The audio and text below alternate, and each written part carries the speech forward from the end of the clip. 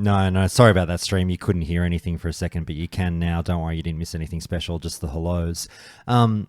Mates, let's dive into Kata now. I actually want to start off with some general shit. Now, I did my interview with Blizzard yesterday. You did one as well. Crix did one. A couple of other people did one.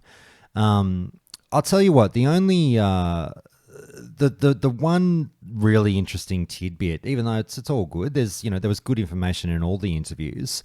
One weirdly interesting thing that I asked as my last question before they ran out the door was I asked, hey, out of interest, when was Cataclsym green lit? Like, how long ago did you actually know this was going to be a thing? And I had a sneaky suspicion it was a very fucking long time ago.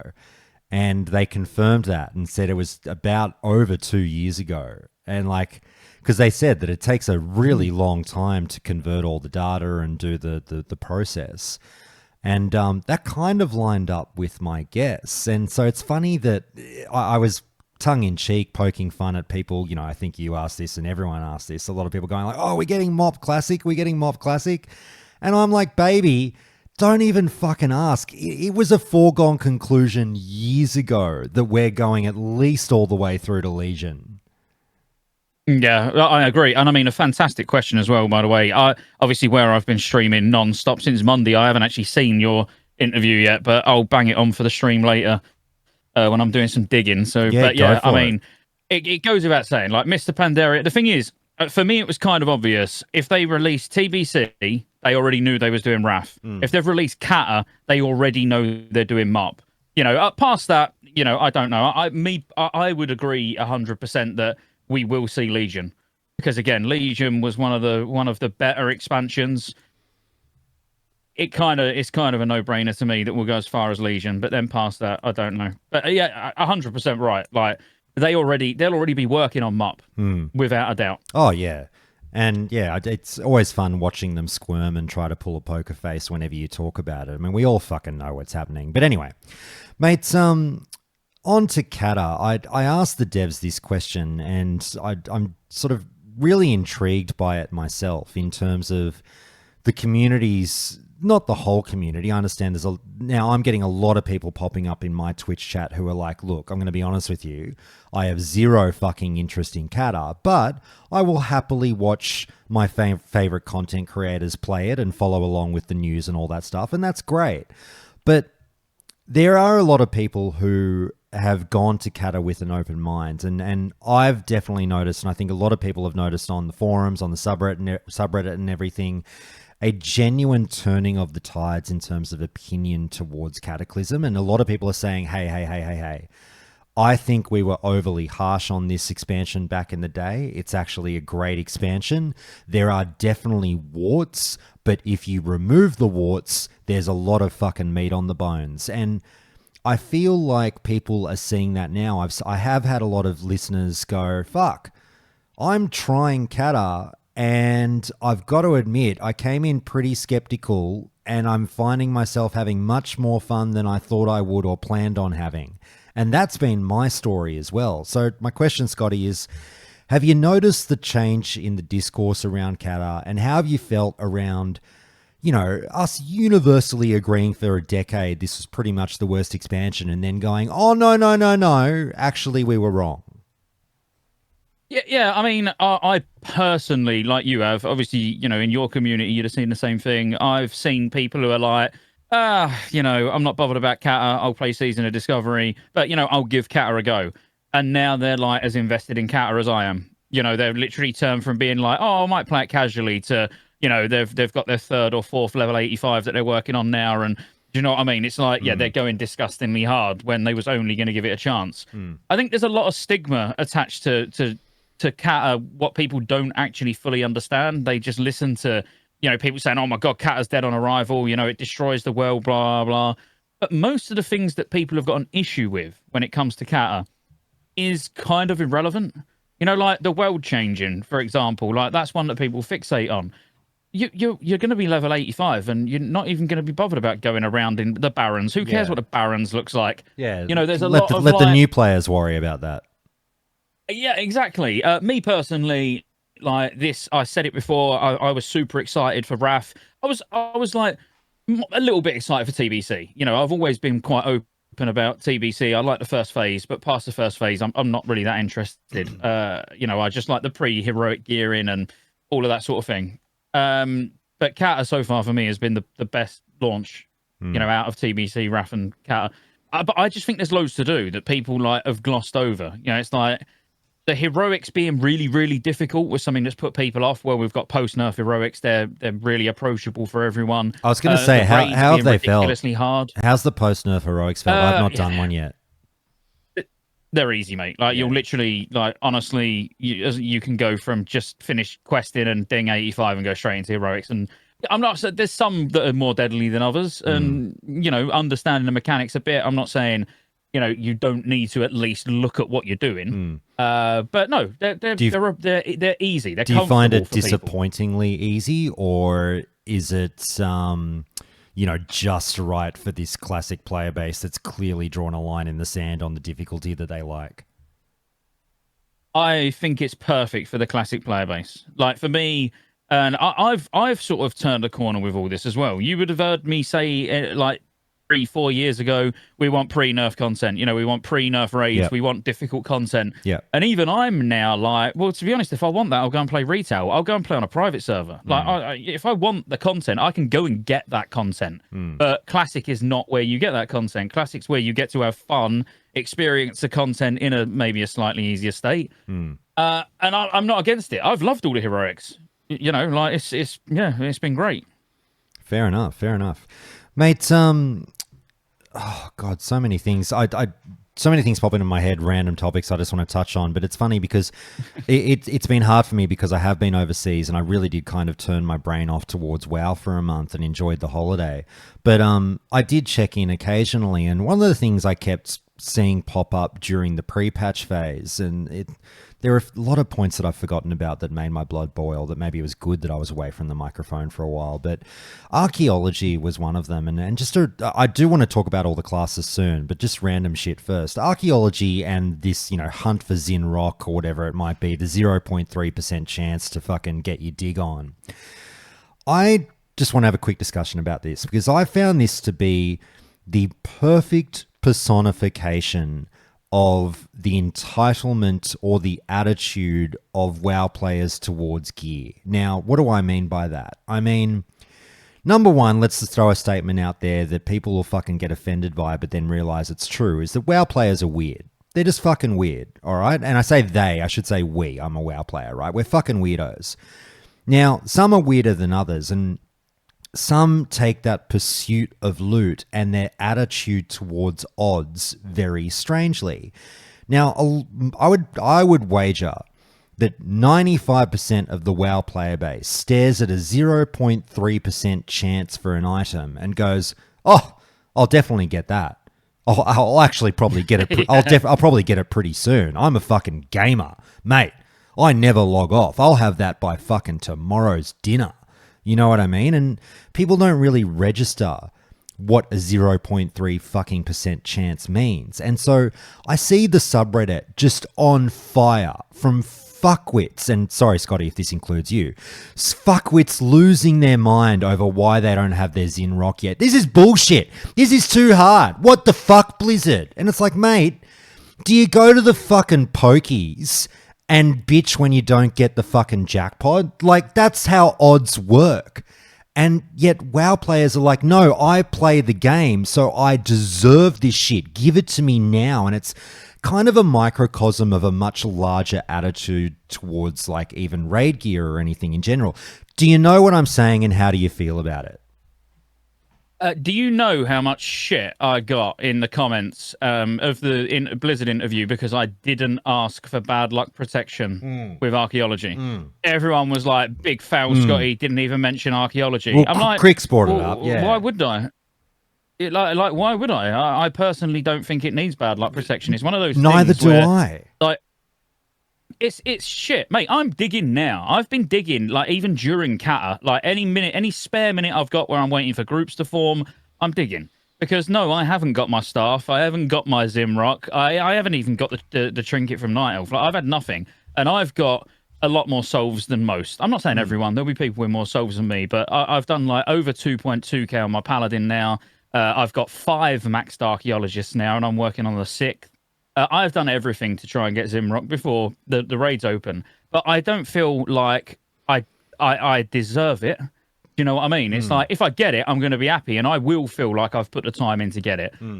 But just because like someone got theirs on their first solve or whatever, it's like, well done. Yeah, you could go and put a pound, like you said, you could put a pound in a slot machine and win the jackpot. I could put 5 grand in it and get fuck all. Yeah. You know, it's like, yeah, it's just the luck of the draw. But no, I don't think it needs bad luck protection, and I'll tell you why. Because it's only relevant now. It's never going to be relevant again. Yeah. It's relevant now because we're about to go in raids next week, and people want the absolute best gear possible. Which, by the way, is post. You know, it's not post nerf. It's not completely nerfed down to the ground, but it's still a bit easier than it would have been. You don't need it. It's going to be nice, and yes, you're going to do some more damage if you get it, but ultimately you're going to replace it in the first phase, and you're never going to think about getting archaeology items again. It's just a short-term thing. I just say get over it. If you don't get it, unlucky. Like, you'll get something in the raid. Fucking exactly. That's how you deal with it. Fucking get over it if you don't get it. Stop asking for fucking all the fucking bad luck protection. It drove me wild. But anyway. I'm still a salty little bitch, though. I want to put it out there. Oh, no, I'm but still fucking fuming. It's okay to be salty. I think it's totally justified to be salty. But there's a next level where it's like you say, when the conversation extends to, I'm so salty, let's now negotiate my bad luck protection. That's where it's like, mate, you went into this willingly, knowing exactly what the deal was. Yeah, no, I agree, 100%. Mate, we've got Zunderbunda in chat saying, Josh, I'm in Scott's guild, and I can absolutely say that he's a fuckwit for sure. So there you go. We've settled the issue, Scotty. Sorry, mate. Mates, look, I'm trying to think what else general shit there's been going on. I'll think of it as we go along. But look, what I want to do is we're only going to go for about an hour and a half, and I've eaten up about 15 minutes just there. And I really want to discuss the classes. But here's what we'll do. It is about a class, but one final little point before we get in depth on the classes. And I want to do a bit of a, Scotty and Josh fucking drunk casuals guide to picking a class in Cata, which I'm sure will be right up your alley, Scotty, even though you are going very hardcore in Cata. Mate, another thing I brought up in the interview with Blizzard yesterday, I was thinking of you, as I often do, Scotty, these days. I was thinking of you as I raised this question and laughing because it reminded me of, a point of contention between us in the past when you'll remember in, I think it was in TBC, I think it was in Wrath, where I raised a listener question about nerfing engineering and you were not happy and said, Josh, how dare you plant that seed in the devs' minds? Don't do that.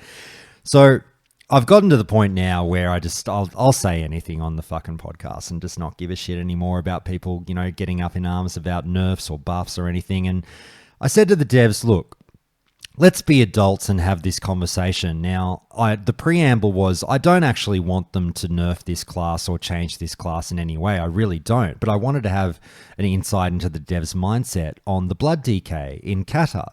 And I said, I knew it was coming. Yeah, 100%. 100%. I was like, come on, Josh, I'm waiting. It's the easy one. But as I say, I'm not upset about the state of blood DKs. I've got no drama with a fucking god tier class being in the game, as long as it's not hugely breaking to the PvP environment, which it might be. I don't know. I don't play Blood DK. But I said to them, look, guys, you've said you're open to class changes. Never say never, and there might even be some coming down the pipeline relatively soon.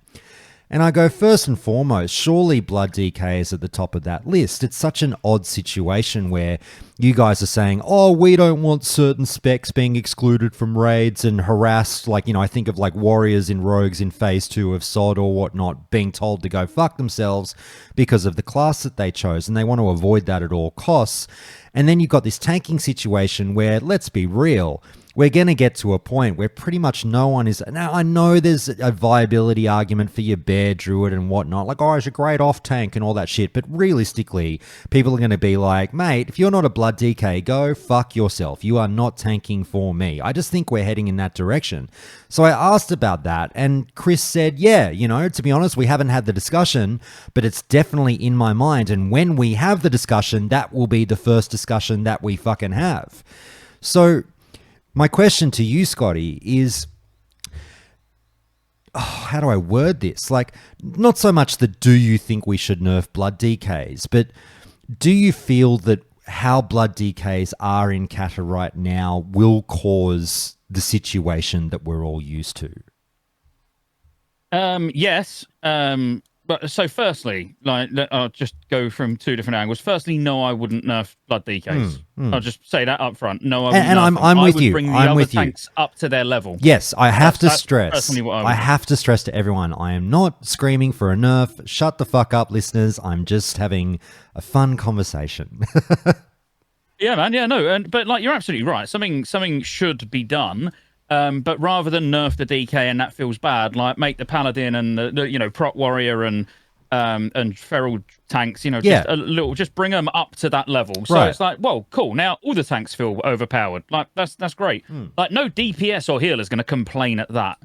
It's like great. Like it's cool if they're all just tanks are powerful in Cata. The problem is, yes, absolutely. Like I've ran with prot paladins, I've ran with feral tanks, I've ran with blood DKs already. This week, even just in 5-man content. Blood DK is disgusting. We knew it was going to be disgusting, and I don't see a decent progress guild in week 1 not using 1 to 2 blood DKs. Because even the whole like feral tanks being like good off tanks, like they are, absolutely. There's nothing wrong with a feral tank. But unfortunately in phase 1, I had a discussion with Subtle. I'm sure you're familiar with Subtle. Yeah, absolutely. He's a legend. A big brain tank. Yeah, just all tank Mate, classes. fucking his brain's rightfully... brain's not the only thing that's big. He's a fucking legend. He is. But he brought up the fact that, really in the first phase of content, there's not many bosses where there's an opportunity for the feral tank to actually do some DPS. The majority of the time on the fights, they need to be in bear form. There's the odd fight. If you was to say 20% of the fights, but is it worth it for the other 80% of the fights having an off tank that's actually weaker when you could take a second blood DK or even take a prot pally so you've got an extra like raid cooldown with Divine Guardian? Right. But you're still not going to see many guilds unless something changes or something gets discovered with some clever use of mechanics. 90% of guilds that take raiding seriously will have a blood DK as their main tank. Yeah. Like, no doubt. 100%. And then that does cause issues. Mate, Riggs brings up a really good point in chat, and I think this is a good food for thought point before we move on to the classes. Just finishing up on Blood DKs. He goes, look, Josh, but we've been in this same position for all of the classic franchise. Warriors in Vanilla, Pallies for TBC and Wrath. There's always an OP tank. This is just the DK's time. Now, I do agree with that, but my question for you building off of that, Scotty, is you use the term disgusting, and I'm with you. Because I heal in Cata. I've been fucking playing the shit out of a shaman and a druid, loving the resto life. It's fantastic.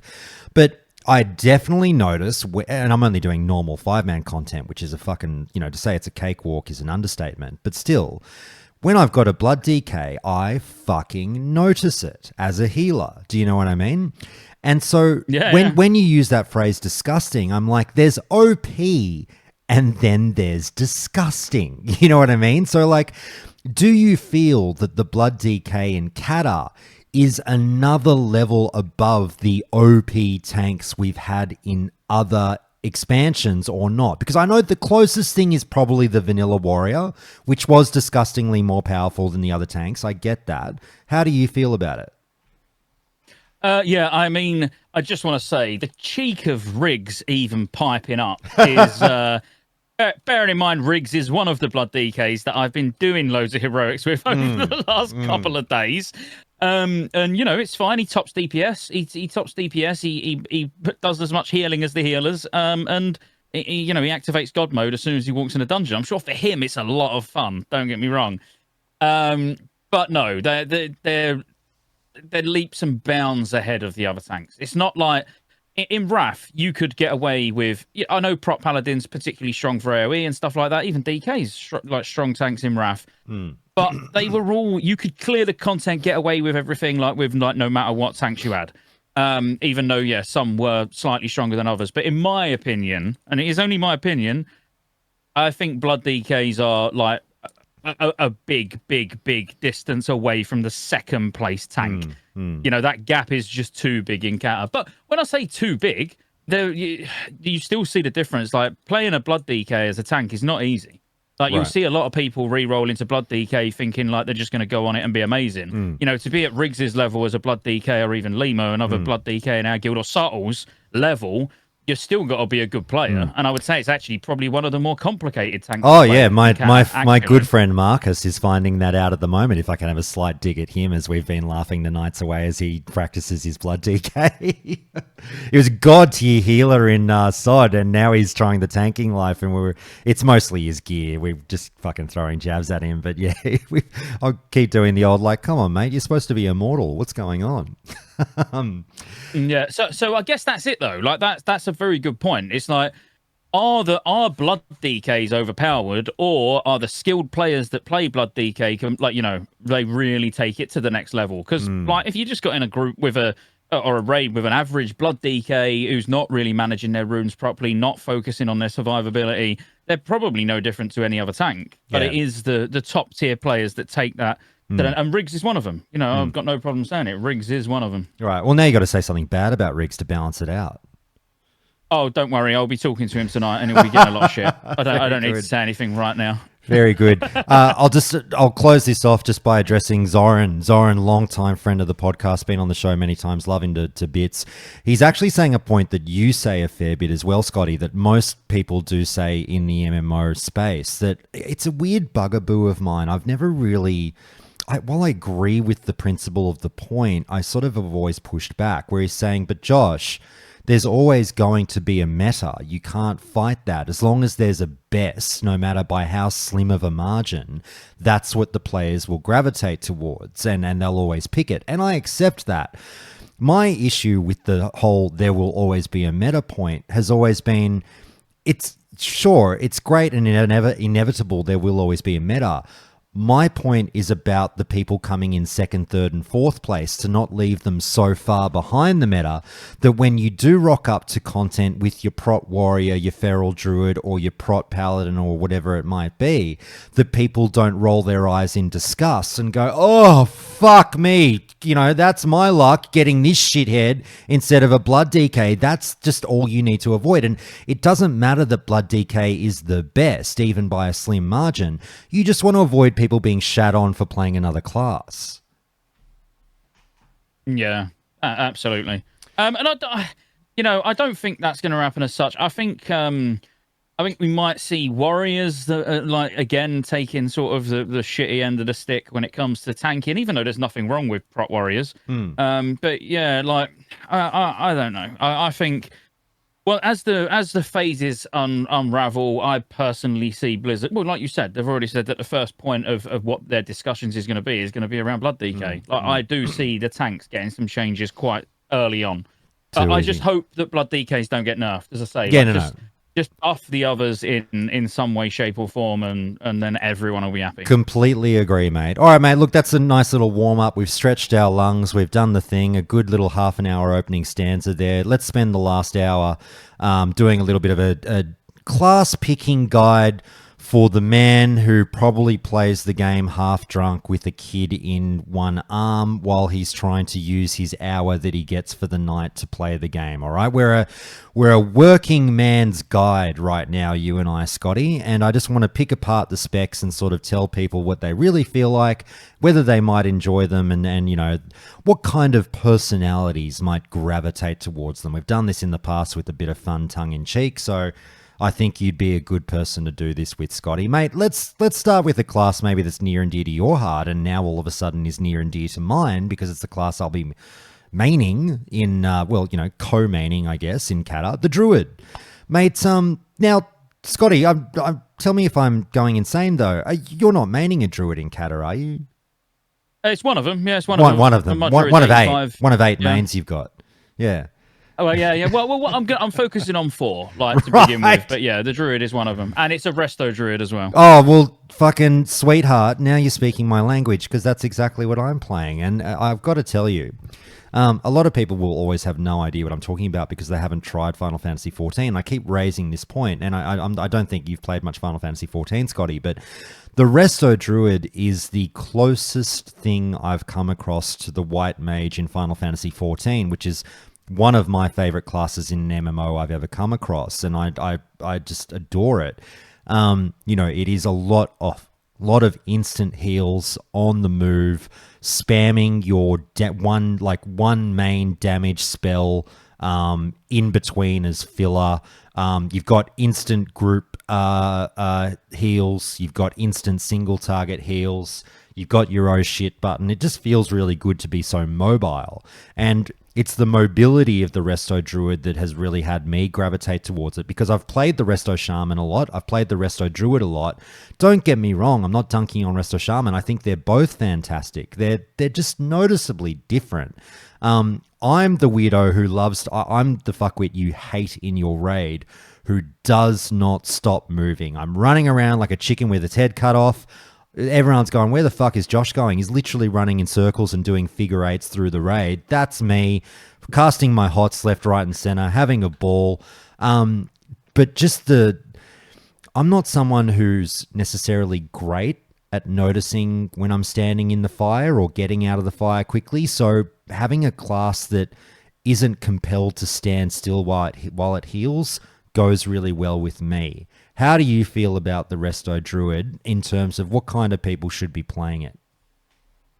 Yeah, I think it's a great. So outside of just being mobile, it's actually, I would say, the perfect healer for someone who's new to healing. Like let's say you've been in DPS all the way up until Cata, and you're like, you know what, I fancy trying healing out this expansion.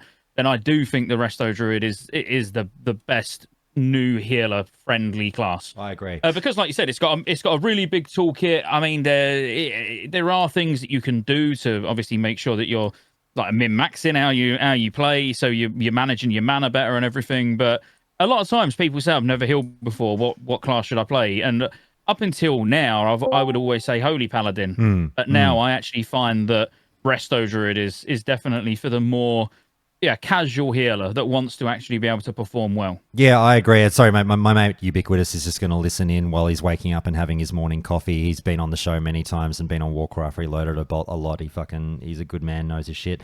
I agree. Okay. And like, it's funny because when you say that, I've seen a lot of the discourse around the Resto Druid, and I've watched a lot of videos. I've watched a lot of your content, Sunshine, which I fucking love and adore and recommend everyone go and absorb every single last second of Scotty's content. He's been smashing it with Cata.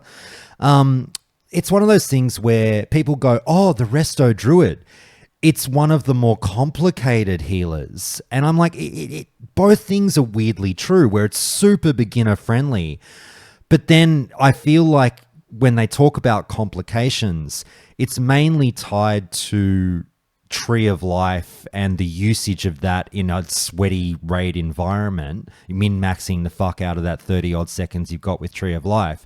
And also just making sure that the one annoying part that I bitched to the devs about is like, look, whether people will have a go at me for saying this, I don't particularly love Life Bloom's duration. I personally feel like 14 or 15 seconds is a bit more user friendly, and people might say, oh mate, that removes all the difficulty from it. But like, you've got to cast, and I came across a bit wrong when I said this to the devs yesterday, where I was like, I'm not bitching that you have to cast direct heals. I like that with healers in Cata, they've said, hey dickheads, we're going to force you to use your whole toolkit so that you fuckwits aren't just hitting the same one or two spells all the time. That's not particularly fun as a healer. We want you to use everything. Great, I agree. That's fantastic. I'm not bitching about using direct heals. The problem is with the tight window that you get to cast that direct heal to keep your harmony buff up, which makes your dots, 20% more potent for 10 seconds. It's like a 6-7 second window. And it's like, I just feel like I get in a raid environment, you're constantly going to be casting direct heals, and everyone says, oh, it's not an issue to manage in raids because you are casting direct heals all the time and it's fine. But I just find in 5-man content, there's a lot of times that I'm like, I don't want to cast a fucking direct heal, but I've got to, and I've got to do it in the next 5 seconds or I lose harmony, and it's fucking annoying. Yeah, and there's nothing more irritating as well than when, like, you know, a few people in the group start taking damage to something, and then you've got to, like, hot one, swift mend it, you know, do a wild growth to top a few people off, and then you're like, shit, life blooms fell off. Yeah. Because you just literally didn't have the time to cast a Nourish. Because, again, Nourish, it's not like it's a super quick cast anymore either. I mean, I think mine's like 2.4 seconds, you know, so, yeah, when you're saying you've got that short window, it's made even shorter by the fact that you've also got a 2.4 second cast that you've got to get off to refresh life bloom on the tank. Exactly. So you lose the GCD. Your fucking life bloom goes up for 10 seconds. You lose the 1.5 or 1 second GCD, whatever it is. So now you're down to 8.5, 9. You got to bring in the 2.5 second cast of Nourish, and that's what I'm saying. You got like a 6 second window, and it's fucking feels stupid. Yeah, I mean, it's one of those things that obviously I've got used to over the years, but yeah, it's hey, who knows if druids are underperforming, it would be a very easy, you know, sort of easy fix for Blizzard, just extending the duration or something. But true. The thing, like for the overall, without focusing too much just on resto, like when you said earlier on about, you know, you've got this guy who's got a baby in his arms, he only gets an hour to play a night.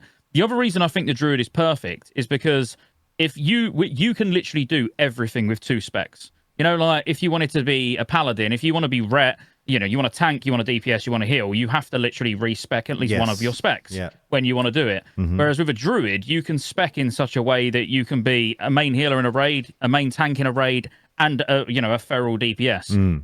So I think, like, for someone without a great deal of time as well, being able to do all of the roles on one class with just dual spec is like amazing. Yeah. I'm really looking forward to giving Feral a go. I'm going to purchase dual spec, I think, today on the Druid and try out Cat.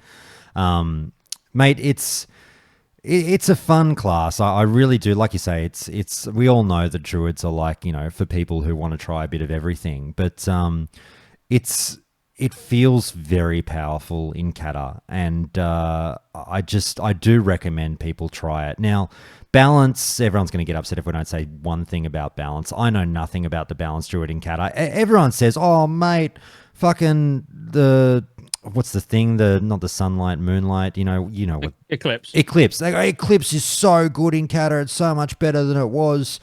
How do you feel about balance druids? What kind of people would want to play a balance? People, masochists? Yeah. People like Go that want to play about 5 of them. Yeah, I mean, balance is all right. Like, balance will perform well, like, especially once you start getting some gear. Like, but yeah, I don't. Everyone does fixate on the whole change to the Eclipse system, and you know, it's now a pendulum going backwards and forwards, essentially. But you're still doing the same thing as you was, like you've always been doing with it, where you're going from spamming Wrath to spamming Starfire. Yeah. You know, now you've just got a visual for it. Like, I don't think the Boomy changes like drastic amounts, where like if you enjoy Boomy and Wrath, you're going to enjoy Boomy and Cata. That's all I'd say. But I do get it's not for everyone, you know. I say this with as much love and affection as I can muster up, and you know, we, as you mentioned, we know Go, who's just the sweetest fucking man alive, and I shout out to Wonder, a bloke from my community as well, who's been so good for the podcast. But I throw this out there, Scotty, and want to see what you think. Fuck me dead, Boomies are the weirdest cunts alive. Oh yeah, well, I mean, I can definitely vouch the fact that Go is one of the weirdest cunts alive. Yeah, like hands down. So if there is a direct correlation between being a weird cunt and playing a Boomy, I mean, you might be onto something. We'll have to do some studies. Yeah. Oh God, no! I love all you Boomies. We need you out there doing your thing and vouching for the chickens, mate. Let's move on. Let's go to let's do Death Knights. We kind of sort of started on them before. We said a lot about blood DKs. All my mates want to play Unholy. You know, it's so funny that Blood DK is the one getting all the good PR. But, you know, the mates that I play with, the two of them are fighting over who gets the Unholy spot. Like, fuck off, I want to play Unholy. No, I do. Fuck you, blah, blah, blah. What's the deal with Unholy? Why is everyone fucking trying to pick it? Because it's amazing. Yeah, it's got amazing natural cleave, single target's amazing. If, in my opinion, it feels like how it should have been in Wrath. Like it's just an amazing play style now, where like G'day, you mate. unholy, summoning undead shit and then like empowering them. I don't know. It just feels more like an unholy DK rather than what we had in Wrath, where you was like dual wield morb. It was just like it was a weird way of unholy playing. But they're amazing. Like single target, cleave, AOE, like everything is really good. So I can see why people would want to play one. Mate, PvP is something that we're focusing on. We're trying to build the world's greatest drunken threes team. And yeah, they've just. I know you're not like a huge PvP guy, Scotty, but I believe you do dabble. They've just been like, mate, just stick an unholy with any fucking healer, and Bob's your uncle. Is there something to that? Yeah, I mean, I'm again, no, I wouldn't want to sit here and say I know what the best threes, twos, and fives teams are going to be, etc. Because I'm actually gonna start taking PvP more seriously in Canada. That's Oh, like good one for of the you. things on my bucket list. You've Like, found your bloodlust. Yeah, well, I've ignored it. That's the thing. I've ignored it for the No, majority tap into it. of classic and just focused on PvE. So I do want to do more. Tap But with into your things dark like passenger like Dexter, mate. yeah, that's what I'm going to be doing. Like I'm going to be pushing quite hard with a freeze team myself. We're going to be doing RBGs. Like, yeah, I'm excited for it. But I do see how unholy with any healer can be strong, just purely because of the fact that they can absorb incoming heals on people. They're probably going to be nuts. But again, I wouldn't like to commit to that and say, oh, if you want to be an amazing PvPer, just go unholy DK, because I honestly wouldn't be that confident to say. We'll just have to wait and see. Mate, here's a quick question for you on DKs before we move on. Is Frost DK the number one most forgettable spec in Cata? No, I think Frost DK is good, man. Like it actually is really high APM. If you like Frost in Wrath, you'll like it in Cata. It don't change an awful amount. But I've not actually seen one yet. Yeah. I'll be honest with you. Yeah. I've seen them on P servers, but yeah, I've not actually seen one in Classics to see what they're doing in comparison to Unholy. It's just it's a different play style. But I do think we'll start to see them again. The beautiful thing about the Classic community is like I could sit here and tell you every what in my opinion would be the top 5 DPS specs and classes. But then, the Classic community get together and find something weird or some weird interaction with a talent and certain gear setups and then blow some of that shit out of the water. So I think it's such early days, isn't it? Like I would have never have guessed in a million years that dual wield unholy DK was going to be one of the top DPS in Wrath. Like I just would not have guessed that because it just weren't something that you saw. No, it's fair enough. I mean, maybe it's like the sober Irishman. I've heard they exist. I just haven't met one. They're out there somewhere. I haven't. I ain't seen one. But I would like to see one to see what, see if they are pumping. But again, they've got great natural cleave. But the problem is, it's the same as anything, isn't it? Like, if Unholy just does more damage, most people are going to want to go Unholy. Fair enough. Mate, one quick final point on the Blood DK. You talked about how it's actually a rather involved spec, and obviously they're god tier tanks. I just want to focus in on like what your guild and high tier guilds are doing. Like with your Blood DK, do you find that it's actually a bit of pressure? Like you say, you are now driving this god tier class. Do you think it's almost something that, I mean, we kind of almost said this before without saying it, that a lot of the average players are going to gravitate towards it and think, oh yeah, I'll just play the OP class, but might get exposed as average players when it's very obvious they're not doing it right. Do you think that people should maybe take a step of caution before just going with what they think is going to be the best thing and make them the greatest gamer alive? Yeah, I definitely think there'll be a bit of that, and you do need to. I think if you want to be a Blood DK, you do need to appreciate the fact that it is not a simple spec. I'm not saying it's rocket science to play, but it is involved. There will be a lot of pressure on you because, like you say, if you get a blood DK in the group or in the guild and they're your main tank, and all of a sudden they start just getting clapped, they're not doing any self healing, they're just falling over, and they're more of a hindrance than anything else. They're really, really gonna stand out because there will be a lot of expectations around blood DKs to. I'm not gonna say carry the raid. That's an exaggeration, but you've got if you're not playing the class properly, then you might as well take a prop warrior who is going to play the class properly. And I think there's a lot of that we do also need to think about. It's like you still, no matter what, no matter how powerful we say some of these classes are, bring the player. There you go. Riggs is saying he's terrified to tank for you. There's so much pressure. No, he's doing a stand-up job. He's been on the beta with us doing all the raid testing and everything as well. He knows what he's doing most of the time. He plays coy. I mean, he struggles with the basics though, Josh. So there's a fight called Chimeron, right? In Blackwing Descent. And to start the fight, you have to talk to a robot, and the robot then starts walking around the room. We wiped about 6 times while Riggs learnt how to click on the robot instead of the boss. Very good. Still working on the little things. That was some hard progress. Yeah. Fair enough. Mates, let's go on to let's let you pick the next class, Scotty. What's another one that's near and dear to your heart, one of your 1600 mains?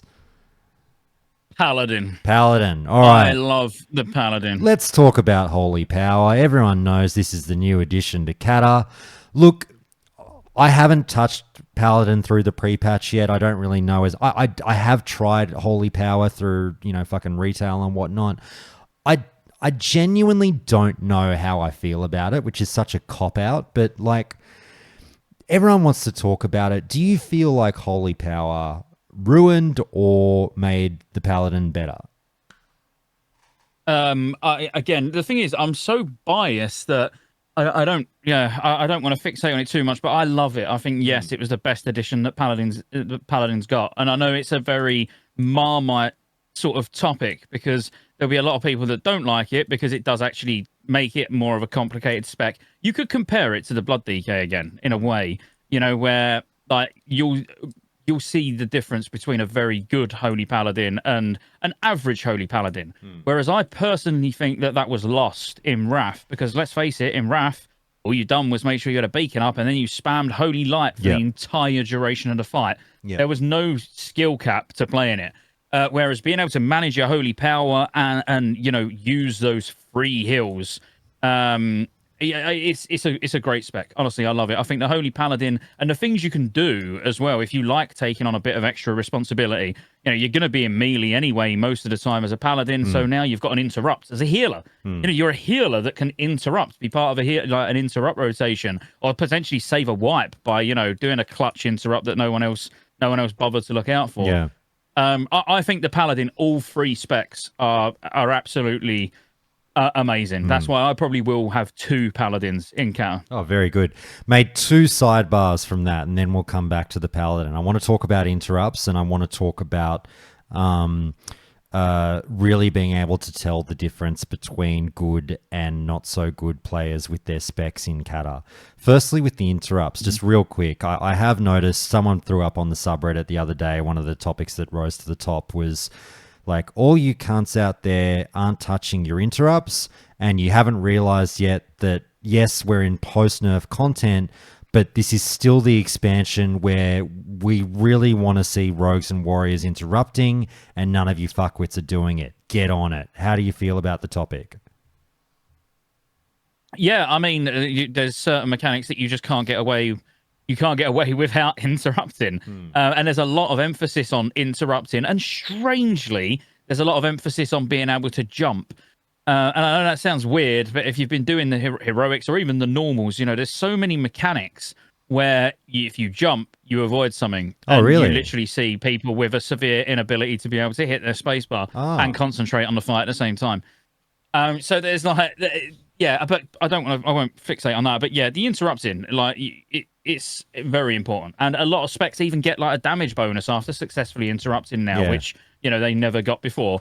So yeah, it's the whole point of you getting these things early. So if you level a character now, you'll look at your abilities that you're getting, and you'll be like, man, like I've not got my Mark of the Wild to buff the group yet, but I've got Entangling Roots, I've got whatever, or but you always get your interrupts early. Like mages get counter spell at level 9. There's a reason for that. Yep. They want you to actually start learning to use the toolkit that you've got.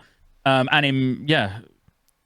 mean, I've not had that issue, I'll be honest, but I'm obviously playing with a group of people who know what they're doing, and I play with a similar group of people. I give my mates a lot of shit, but I at the end of the day, not that I'd ever say this to their face, I appreciate that they are intelligent WoW players and they do things like the selfless interrupts and like who gives a fuck about your damage, just make sure you do the mechanics and blah blah blah. And I really enjoy that we're all kind of like-minded in that regard, but except for Voodoo. But like I really do have an epic rant loaded up that I won't give you all of it today, but just a sneak preview on the fucking pricks that refuse to ever, and you saw so many rogues that did this in every version of the game, and their excuse is, mate, a kick is a DPS loss. That's a GCD, you fucking idiot. If I hit the damage button, the fucking mob dies quicker, and that's damage reduction. Get on my IQ level, cunt. And I'm like, that's all well and good. But there's just times when the tank is low on health. Yeah, okay, if he gets that cast off, it's not going to be the end of the world, but it's almost like a weird etiquette thing of just hit the fucking interrupt, dickhead. And like, I personally, there's two kinds of gamers. There's players that get off, oddly, on the amount of interrupts that they do. I am that player. As a rogue, I fucking love hitting kick. It's one of my favorite buttons to press. I'm that guy who tries to have the people in the party notice I kicked that. Do you know what I mean? I'm the mage or the druid or what have you that likes to look at the stats at the end of the raid and go, hey, fuckwits, look how many decurses I got off. Where are all you other fuckwits? Oh, that's right, you refuse to cast it because you're obsessed with purple numbers. That's me. But there's another class of player that's like, doing that shit's for chumps. I'm all about the pump. I fucking hate that, but we're just different players at the end of the day. What do you think of that, Scotty?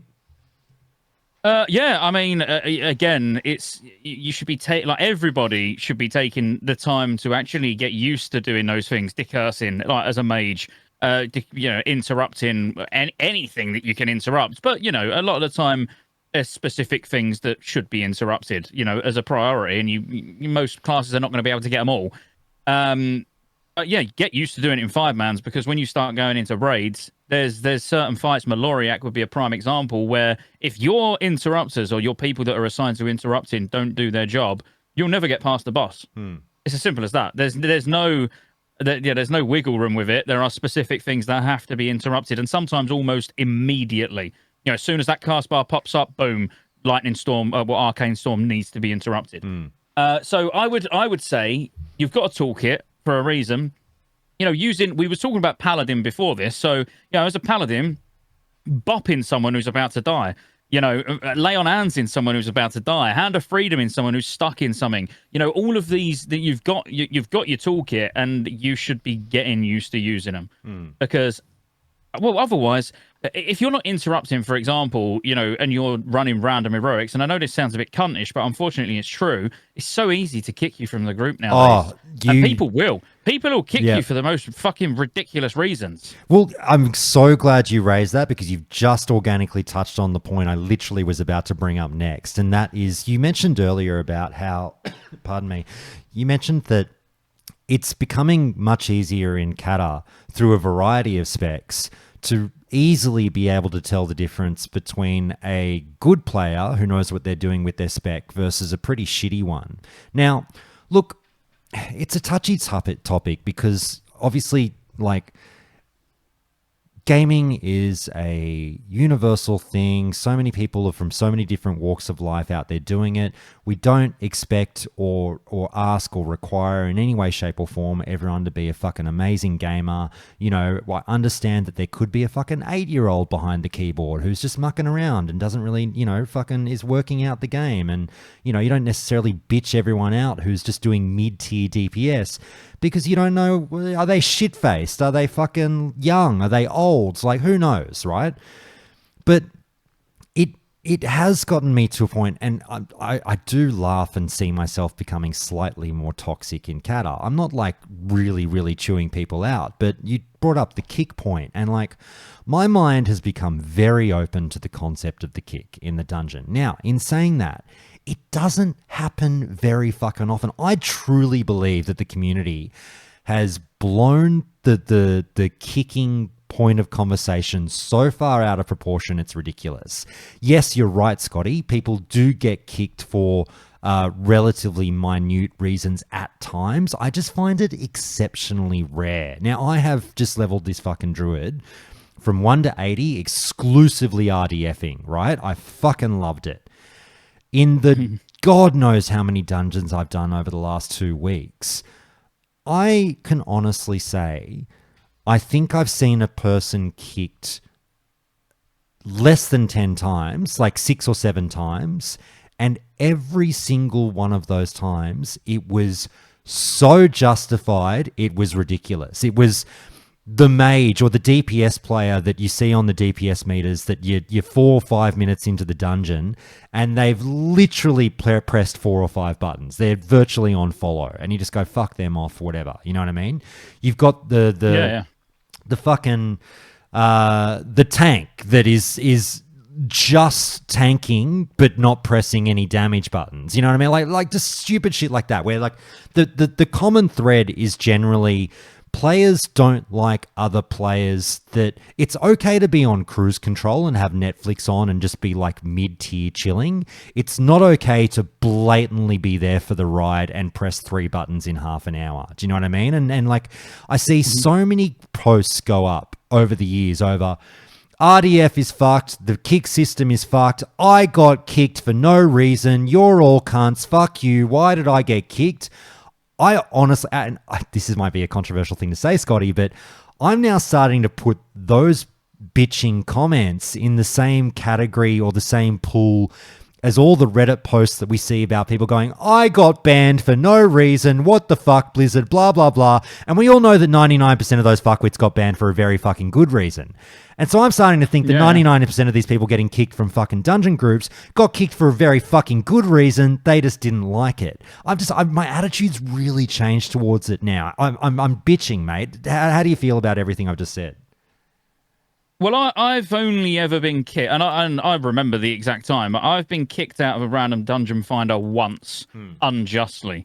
And you've got to remember, I've probably done tens of thousands of RDF runs across many different servers, you know, all through Classic originally as well. And it's only ever happened once. So I would say, the majority of the time, if you're being kicked for a reason. And the only reason I would say that is because no one even fucking talks to each other anymore. It's not like, I know it's an MMO, but there's no social, interactions in a dungeon. You just join, you clear it, and as long as everyone's doing what they're meant to be doing, you might say bye at the end. Yeah. Or GG at the end. Saying that, that's about it. In saying that, I very much so often agree with that point. I've said it many times as well. I'm with you there, Scotty. I have been weirdly pleasantly surprised by, I would say, like I would have thought 0% of the dungeons people would talk. I have actually found about, I don't know, 10%, 8% of the dungeons, like a funny conversation will actually strike up, much more so than I ever saw in Wrath or TBC. I don't know, but yeah. Yeah, no, that's good though. That's good. That's what you want. But the point is more like, so if people can't be bothered to talk, as long as you're doing what you're doing, they probably can't be bothered to kick you. As in you're getting kicked for a reason, either AFK in or, I mean, I do think people are quick to kick. Sorry, I was going to cough.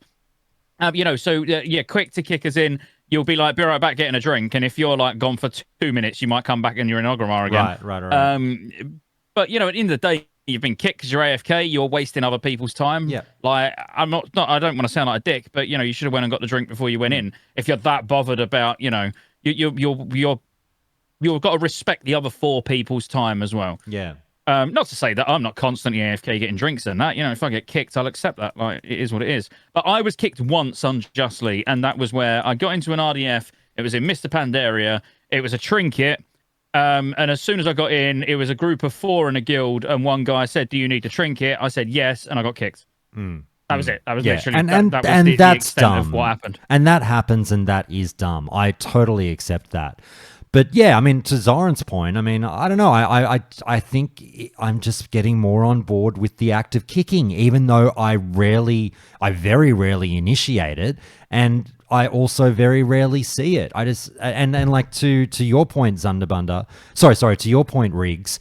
I actually leveled the druid on American servers, so this wasn't a weird Australian thing where everyone's nicer down under. No, fucking everyone knows Australians are cunts, but like in the North American server cluster, I didn't get kicked once, and like I said, I very rarely saw people get kicked, and people just mostly did their fucking job. And like I said, there was none of this bullshit that people were like, oh, I was doing 70% of the top DPS in a dungeon, so they booted me. It just doesn't fucking happen. It's bullshit. But anyway, that's anecdotal. Mate, back to the Paladin. Let's finish it off real quick. Prot and Ret. Look, I mean, I play whatever tank you want. They're all good. But is it like, oh, mate, Prot Paladin is fucking, the third best tank. Like, it's been nerfed. It's not as fun. But that might be bullshit. I think it is still quite fun, and people should still confidently play one, right? Yeah, I mean, I would say Prot again. It is one of those specs where I think it's more fun now in Cata than it was in Wrath. Just with the addition of Holy Power, having the option to use that Holy Power on self-sustain, so heal yourself, or you're using it on shield to get threat. You've got procs that allow you to reset Avenger's shield that you're looking out for. I think the problem that we're seeing, and this will be something that everybody will see, is Paladins seem to be very, very scared to use Seal of Insight. Now, Seal of Insight does insane amounts of self-healing, and whilst, of course, to kill mobs quicker, you want to be using Seal of Righteousness, you're gonna hit harder, you're gonna cause more threat, blah blah. There's times where actually even if I'm tanking on a Prot Paladin, I'll just run Insight for the entire dungeon. It's like, well, I don't care. Like, I don't trust the healer. Maybe the healer's undergeared. And I'm like, well, I'll help him out. I think Prot Paladins have got a lot of options and a lot of ways they can play, but you will see a lot of Paladins complaining about, they're dying or lack of heals or whatever, and then they'll be running a DPS seal. And it's like, well, actually, now in Cata, you wouldn't have ran Seal of Light originally, because like threat was an issue. But threat's not an issue now. Like running Seal of Light, Seal of Insight just to help your healer out. That's the one tip that I would give any aspiring Prot Paladin. But I think they're great. As I say, I haven't got anything bad to say about any spec of Paladin because I just think they're so much better than they was in Wrath. Mate, you've just triggered me because you brought it. Now, I'm loving Cat. I said to the devs, look, I came in as a Cata skeptic. I should have said this to you, Scotty.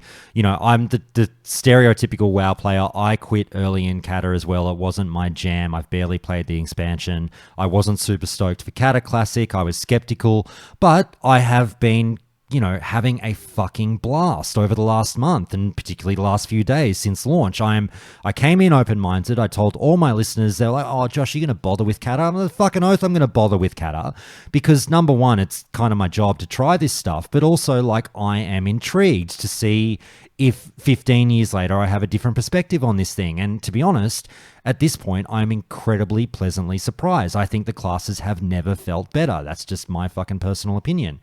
But one thing I do, like, there are some warts on Cata still gameplay-wise, in my opinion, and tanking is one of them, and threat is the main thing. Modern MMOs, and sorry, I just want to say one thing before I get on my threat rant. Mijae, I see you in chat there, and I fucking love your content, mate. If you're bored shitless and not doing anything, get on in here with us. Let me know if you want in, and I'd love to get you in on the chat. Fucking Scotty Threat. Modern MMOs have gravitated towards the mitigation tank over the threat tank. Like, they've just sort of said, we don't find threat fun. Players don't want to, tanks don't want to wrestle for threat. Let's just have you press one button when you go into the pack. You have now established threat for the entirety of that fight for the most part. Now we just want you to focus on cooldowns that help stop the damage inflow. And I get that some people like that. I adored tanking in vanilla and TBC because I enjoy the threat game. I like when I don't like it, but it's fun and gives you something to do when a DPS pulls threat off you and you're like, ooh, I have to press my buttons now and do shit. And it's my job to get enmity and anger from these mobs and fucking, you know, be the shield bearing fucking, you know, force at the front for this group. I fucking hate that tanking became, you need to know these boss fights in and out to the second of when the, you know, script says that this damage is incoming, and then you press your 5-minute cooldown for the 50% damage reduction, to the point that, like I said, you're just learning a script. It's not as fun. There's no dynamic to it. And I was really fired up to play a prot warrior in Cata, started doing dungeons as a tank and went, this is fucked. I hate it. Other cunts can worry about that. And I ditched it and went to healers. How do you feel about the threat versus the mitigation tank, or tanking in general in Cata, having said what I said? I mean, you feel a lot more strongly about it than I do, because I got to be completely honest with you. I've never really liked tank either way. Not until Monk, and I can go Brewmaster. But I get what you're saying. I mean, the tanking, the challenge about tanking and the gear optimization, you know, has always been like, yes, you want survivability, but also, you know, once you start getting things on farm, you start naturally trying to gear more towards threat to, you know, allow other people to pump earlier and not worry about their threat. Obviously, yeah, that is gone in Cata. It is more now about sustaining yourself. Like, you're really there to do as much of the healer's job on you as possible, so the healer can focus on other people. And that becomes more, that it's evident with blood DKs, and it becomes far more evident with all tanks in Mr. Pandaria, you know, where it's like you'll see huge guard cooldown usage from a monk, for example, and it'll do an amazing, ridiculous amount of healing, but obviously as an absorb shield. And you know, we're getting there now with blood DKs. But I've not got, like, I hated the whole Fury tank warrior in vanilla. Like, I know you liked it, but you know, for me, like, you as a DPS trying to tank. Oh, no, I like prot warrior. Sword and board. I like prot warrior in vanilla. I don't like Fury prot. Oh, as an actual prot warrior, so sword and board prot warrior. Yeah, I think, like, for me, as long as it's not getting stupid, where it's like you've got warriors dual wielding, and because the damage from the bosses is so low that it just doesn't matter. It's all about threat. I didn't like that. I think the Wrath tanking was a nice in between. You know, you had to use your cooldowns when you needed to use them. You know, but there was still a big reliance on threat. You know, the amount of times as a rep paladin that I over aggroed a full heroic ICC geared tank, you know, for example. So I think Wrath probably had the best of both worlds, whereas Cata is more now, like, if you lose threat as a tank, you probably haven't pressed anything on your keyboard. Yeah. Because I do truly believe that. And there'll be people probably screaming in chat or you know, when they listen to this back, like, well, I over aggro tanks, or I can't hold aggro as a tank. But with just the baked in threat generation, which I think is about 400% extra or something for all tanks now. It might be 300. I can't remember exactly what the percentage is, but it's kind of turns it into a no-brain role outside of your own responsibility of keeping yourself alive, using your cooldowns, like you said, like you're following a script. This ability is about to come in, I need to use cooldown. This next ability is about to come in, I'll use my small cooldown for that, and then it will be back for the next time it comes in. You know, it's kind of, that is just, whether it's evolved into that or devolved into that, I suppose depends on what you prefer. But for me personally, like, I don't have any plans of tanking outside of on my feral druid anyway, really, in Cata. But the one thing I will say is I do like doing a lot of damage as a tank. Yeah, you know, that feels amazing. And being able to, that feels for me great. is really good. And I've always been like a bitch when it comes to things like that. You know, even in Wrath, while all the paladins were gemming stamina, I was gemming straight strength. Yeah. You know, I just wanted to do as much damage as a prot paladin as possible. So for me, it's kind of, I probably prefer the mop style of tanking actually over Cata, and I probably prefer Wrath over Cata. I think Cata might actually be the weird sort of expansion where they was trying to do it a little bit differently, but didn't quite go all the way with all the classes. Mate, I'd be interested to hear people's thoughts on this. Like, I might be overreacting or being too harsh on it. I just personally, it's a personal subjective thing. for me, Cata is not the tanking expansion, and I won't be touching it with a 10-foot pole. But it does feel great doing shitloads of damage as a tank, and it made me think, it's one of those things where I really enjoy, like, people know I enjoy tanks and healers more than DPS, but, like, I enjoy pushing DPS players, like, and it's a bit different because tanks do so much damage in Cata, it's kind of crazy, but I do get off on being the tank and be like, hey, I'm beating some of you DPS players. Pull your fucking act together, blah, blah, blah. Or particularly what I really love is being the healer. And about, again, like I say, I'm getting a little bit more toxic in Cata, but in about one in every 5 or 6 dungeons, because I fucking go for it as a healer, I will come, not close, but I'll do like 2/3 of the lowest DPS's damage. And I won't say anything, but I'm fucking thinking it. I'm like, pull your fucking head in. You know what I mean? Like, the healer should be nowhere near you in terms of damage. It's actually an extended conversation. Real quick there, sorry, Scotty. I'm probably raising up all these boring as batshit tangents, but there's stuff that really, really. No, I like it. I like it. Just keep coming. Me. And Mijae is going to jump in, by the way. If that's he right. is. Oh, I thought he was busy, mate. Mijae, if you can jump in, get in here, mate. I wasn't sure if you're actually free or not at the moment. Is he messaging you? Just let me know. I'm talking to him in game at the moment because he'll be a great person to actually talk about Shaman. I would love to actually. I will wait to get him. Mijae, if you can jump in, because I won't raise this next topic because it's an interesting one without you being here, because I'd love to hear your take on it as well. So Mijae, let's get your Discord details and fucking get you in here immediately if you're not caught up. Mate, I will, how do I can you throw him that link to my Discord, Scotty? Is that all right? Yep, I will do that. Thanks, now. mate. I just don't have him on Discord.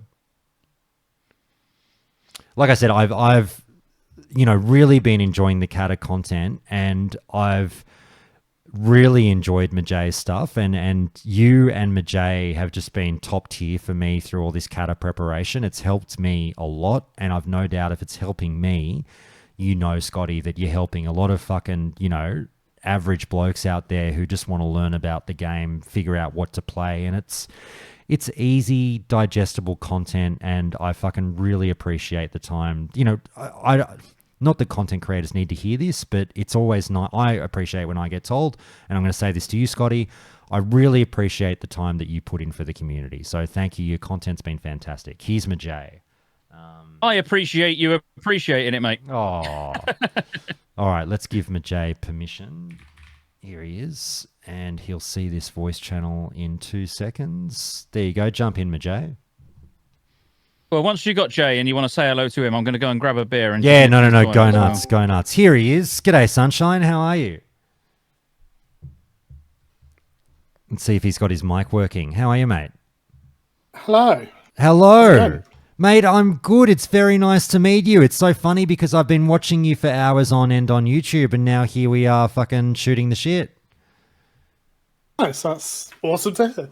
No, it's one of those things, mate. I know, you fired up for Cata and you're growing a channel and everything, and I've always said this, like, it's great to see your growth and your content go from strength to strength, but I've always said on my show, like, I don't know whether other content creators do this. I really do presume that Scotty does, and I think he said as much to the point. But, like, mate, I watch fucking everything on YouTube, and there are smaller content creators out there fucking, really going hard and putting in their time and trying to, make their good content and get noticed. And I'm just like, mate, people are noticing you. Like, we fucking watch, we see it, we appreciate it, and keep doing what you're doing. Oh yeah, I mean, I'm super lucky. Where while Scott's not here and I can big him up before he gets too big of an ego. He's helped massively. Like, questions and sort of helped the channel in so many different ways. So I'm really lucky in that aspect of it that I have him there. But yeah, I mean, it's awesome. It's so nice to be able to do it, mate. It's all a bit of fun. I'll put you on the spot and go. Have you heard of Countdown?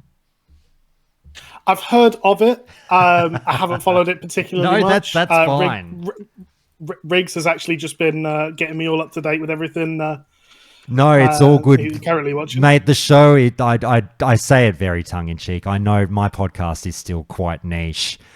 So it's funny because most of the WoW players or content creators I meet, I presume that they haven't heard of the show, which it's totally fine. But yeah, sometimes I'll get someone like, oh yeah, I've listened to heaps of them. Do you know what though? I don't watch YouTube or Twitch or Kick or anything. Like I don't watch anything really. Oh baby, but that's the beauty of my show, Mijae. It's audio. I'm not a video guy. But like that's what I'm saying is that I don't have anything on the background. Yeah. No. Oh, you're just au naturel. I sit here in silence. The amount of times me and Jay have streamed together, like we streamed all pre-patch, we streamed all of launch, and he'll say about 9 hours into the stream, do you know what? I haven't even put any music on yet, and I'm like, you're weird, man. Mate, how can you sit there in silence? Can I tell you, Mijae, we are kindred spirits because that's exactly what I do. People find it weird as well. 90% of the time I play the game, and I play a lot of WoW, I've just got the in-game music going. I don't have Netflix or any of my music on. I literally just play the game, and I know that's weird, but like I don't know why. It's just what I do. But so I'm with you there, brother, mate. Sorry, you go. Just gonna say I get harassed for it all the time. Like I've got a bunch of friends that I play Final Fantasy with, which famously has some of the best music in the world in gaming in general. And I play with sound off. Like I play everything completely. Mate, yesterday I was literally drumming on my little drum kit to the Final Fantasy 14 soundtrack. How could you? Yeah. But I listen to. I don't have music on anything. There you go. Yeah. Mate, he likes to just hear his own thoughts. Yeah, I'm glad. Heavy breathing. Yeah, the creepy heavy breathing is the best over Discord. Now, look, mate, I'm glad you invoked the words Final Fantasy because they do come up every now and again. Now that we're particularly talking about Cata, because I see a lot of parallels here that other people might not see. I'm not sure. So you're a Final Fantasy 14 player as well, are you, Mijae? Yeah. Okay, fantastic. Now, tell me what you think of this topic that I was going to raise to Scotty, and I want to hear you both on this one. Mijae, you'd be very aware that within the Final Fantasy XIV community, there is a long-standing argument or controversy over the roles of healers in, raid content or whatever. Yeah, and because all the healers can DPS should they choose. So there's not a lot of downtime, but there is downtime in between globals where it's like, hey, I have 4 or 5 seconds where I'm not doing much here. I'll DPS or I won't DPS. And people get really, really angry about this point of the passive healers who are like, mate, I chose healer. My role is to heal. Do not fucking get on me for not casting DPS spells, you pieces of shit. You don't pay my sub. You don't tell me how to play the game, blah, blah, blah, blah, blah. Then there's the other side of like, mate, I'm here to play the game, engage with the content. I don't like sitting there doing nothing for a few seconds, and I kind of judge people who do sit there and do nothing for a few seconds. Cast your fucking DPS spell. It's free to cast. Just do it. Don't be a fuckwit. And that argument back and forth has raged for years now, and now we're seeing a point with WoW in Cata where healers now, realistically, very realistically, have the opportunity and ability to do quasi-respectable DPS. I am a healer who loves pumping. I get the biggest boner over fucking keeping my group up whilst having them see me use every spare fucking global to the last T on damage. He's got 1% of health left. Fucking Moonfire, baby. Pump, pump, pump, Wrath. And I'm not talking about I hate healers that heal at the last second. The healers that pump and let their tank get down to 10% and then heal them up. Like, don't make them sweat. Don't be fuckwits about it. But I love this kind of healing. So that's why Cata is right up my alley. So my question, Mijae, is for WoW players, where do you think we should stand on the should healers DPS argument? Well, so, I mean, I'm going to be biased here. For people that know Final Fantasy and main as Sage, it is literally a Disc Priest, an Atonement Priest. Yeah, good man. I played Sage as well. So, but I also feel that, so again, I played a lot of retail in my time, and retail is, I would almost argue too much now. It's balanced around having a healer do respectable damage. Whereas current content, Cata, is balanced around, 10-man or a 5-man group is you've got 3 DPS, a tank doing a bit of damage, and the healer's kind of there. So a healer that actually pumps in heroics and things like that, the groups go a lot faster. I just don't think it matters. I don't think it should be balanced around. I don't like the way that it doesn't retail matter. is currently balanced around it. I agree. It doesn't matter, and I completely agree with you. Should not be balanced around it. Doesn't fucking matter. It's purely a personal fucking dick measuring contest on my regard.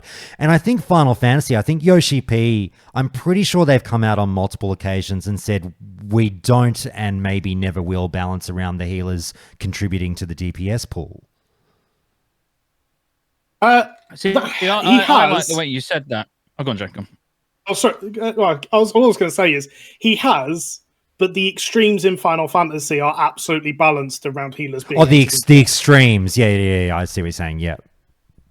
And I think that's a good way of looking at it in Cata, is that the top end, the people who want to push the hardest content at the highest level, having that ability for the healer to put a little bit of damage out and help the group somewhat, whether that's heroics first days or getting into heroic raiding, is great. But it should be extra and not, it should reward a good healer rather than being the mandatory for everyone. It's the cherry on top. It's optional.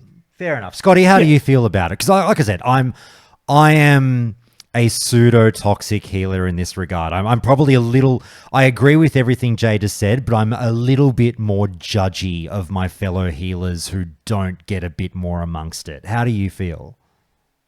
As a complete fucking show-off in all aspects of life, and being like, look at what I just did, I love it. But I love it outside of just being able to do damage. So yes, on my Resto Druid, I run Fury to Storm Rage, because every spare global I want to be Raffin, and then it feels great when you get an instant Starfire as well. Fucking oath. But it is free, obviously. So it's nice. It's just adding extra. There's no reason if you're stood there just waiting for something to happen, you might as well be spamming Raff. Absolutely. But what I prefer more than that is the other things that you can bring to a fight. So like as a druid, being able to stampede and raw someone out of something that's about to get fucked. Yeah. Or as a paladin, like I said earlier, being able to go up and interrupt and be like, don't worry guys, all of you DPS can now switch to ads because I'll stay on the boss and I'll interrupt while healing. It's those extra things. Or as a druid, last night when we was running heroics, we never had anyone who was bringing the armor debuff. So on every boss, I'm spamming Fairy Fire 3 times to get it stacked up for him. Because you're a good fucking druid, and that's what you do. Yeah, exactly. But it's not what 99% of them that you'll see in RDF are going to do. Exactly. You're an exception, which is a good exception. You're a good exception. But this is again why I'm getting toxic. Is I don't feel the game is asking much of me. And it's weird to be like, oh, you're one of the few people that, spends your first 3 globals on Fairy Fire as soon as you encounter the boss. And I'm like, well, read the tooltip. It's kind of what I should be doing, right? Like, what do you mean other people aren't doing it? And like, it just drives me up the wall a little bit. But and that's why I say when I get in a dungeon on my rogue and I watch the other healer like a hawk because I'm a fuckwit, I start to find myself getting very judgy, and I don't get up them. I don't say anything, but I'm fucking thinking it. But anyway, I'm a cunt.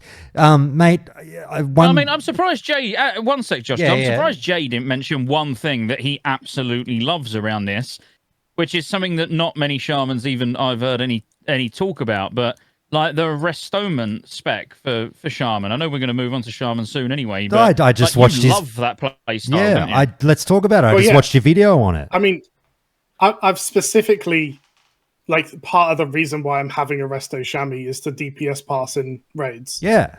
Between a 3-minute duration fire elemental that snapshots and Resto and Telluric Currents, it's kind of just broken. It feels really good. And I'm having played the Shaman and the Druid Mijae, I am very, don't get me wrong, free Wrath is fucking fantastic and I'll take it any day of the week. But the system that you guys have with the Lightning Bolt actually returning a net profit of mana to you feels fucking beautiful. Yeah, it really does, and it scales so much with gear. So, like at the moment, healing heroics, Resto feels awful trying to do anything when it comes to like mana return. You know, I can't actually sit there and lightning bolt because I'm spending 3k on a lightning bolt, but getting 4k back. It's just not worth the time. Yeah. But you know, as soon as we get into like first tier of raiding gear, like my Resto Chamois is going to have Ellie tier set because it reduces the cast time of your lightning bolt. There is no such thing now, is there? On that, there is no such thing. They've changed it. Is that a recent thing? Yeah, the tier set bonus. So as a paladin now, I'm not going to be able to get 4 set prot and then switch to to get my long guardian. The tier set bonus is it depends on your spec. So if you was to buy like the Resto spec, but you was in Ellie, you'd get the Ellie bonuses. I really dislike that. Is that a new change? Because I hadn't heard about that. Yeah, and it's even with the PvP gear. When you look at the PvP gear, it says based on spec, like as the bonuses. We saw it on the beta when we was doing the raids, and none of the set bonuses were working. It said based on spec. So it looks like at the moment, like even DKs are going to go 4 set DPS as tanks. So when you look at the actual tier gear on the vendor, it doesn't say that. Well, it was, unless it's been changed literally today. We had this discussion about it last night. So I'm looking at it right now, and the Ellie set, while I'm Resto, the Ellie set still shows the Ellie set bonuses. And that wasn't something that was in. Yeah, that wasn't something that was in original Cata. So that would make me sad. No, it would be a change. It would be a change, but it looks to me like it's Blizzard's answer to the whole, Shamans, you snapshot in 4 set and then changing back, and like Paladins doing the same. It's the PvP gear. I mean, I'm not on my Paladin at the moment, but the PvP gear, as of early hours this morning, still was showing it's based on specialization. So sorry, I went off on a bit of a if that's the case, I loved it. That could. Well, Han's saying that's how retail works, and I feel like that is actually. It looks like to me it's going to be the case. Winding up on shamans, Mijae, fucking, I'm with you. Like even though I found the druid slightly more fun than the shaman for healing. That's why I'm sticking to that, and the shaman will just be when I'm in the mood to change things up every now and again kind of character. But I really do like, going up to packs and the whole like fucking flame shock, fire nova, chain lightning, fire nova, lava burst to open before you've cast a single healing spell feels really fun. And people might get bent out of shape when they're like, mate, you're the healer. I don't want to hear you opening with that rotation. Fucking keep me up. And I'm like, well, if no one's dying, shut the fuck up. But that's just my attitude. Well, no, I mean, a good Resto Shaman, and I'm not when it comes to Resto. Like, it is definitely of the 3 specs my weakest spec. But, I used to play with someone who, in fairness, got me into Chamois in general, and they were just the best when it came to utilizing mastery. They would wait and they would not heal you for anything until you were on 30% health. Yeah, I don't like that. Even though that is the min-max way of doing it. And like I said, the whole thing with healing is if did you die? If nobody dies, nobody gets to complain. That's fine. However, I'm a weirdo with etiquette in MMOs. When I tank, one of my mates fucks with me and lets me get down to 10% every mob pool, and I don't like it because you're sweating because you don't know if they're AFK or not. And then you start popping cooldowns that you don't necessarily have to pop because they're just being, they're just toying with you. So I get on healers who do that every pack. Like, mate, I pump, that's fine, but don't let the tank get down to 20% where they start doing weird shit because they're sweating bullets. Do you know what I mean? That's just me personally. No, I agree with that. And that's something that I'm probably pretty conscious of as a healer, is I don't like seeing people like less than sort of 80% health because one mechanic and it's all over. Yeah, but I'm the same. Certainly when I get more gear, it'll be a case of putting a healing rain down, an earth shield on the tank, and then I'll be DPSing for the entire fight. Yeah. Mate, we'll finish up on shamans, and obviously that's the class. It seems I'm pretty sure that's the class you're maining for Kata. Resto Shaman, everyone give it a go. It's a lot of fun. Mate, what more can you say before we go on to the next class? Enhancements in a good but odd spot, I feel like. I don't feel like it's getting a lot of love. Yeah, everyone thinks enhancement's going to do really bad, but we have two things that... Well, I have two things I'm testing at the moment. One is it seems that the Avalanche enchant is actually scaling with Mastery for enhancement, which is something that's kind of been unsure whether it's a bug in general or things like that on previous private servers. But assuming it stays how it is, that because we already stack Mastery, so it's just something that scales better and better throughout the expansion. So enhancement's looking like it'll do a little bit more than expected.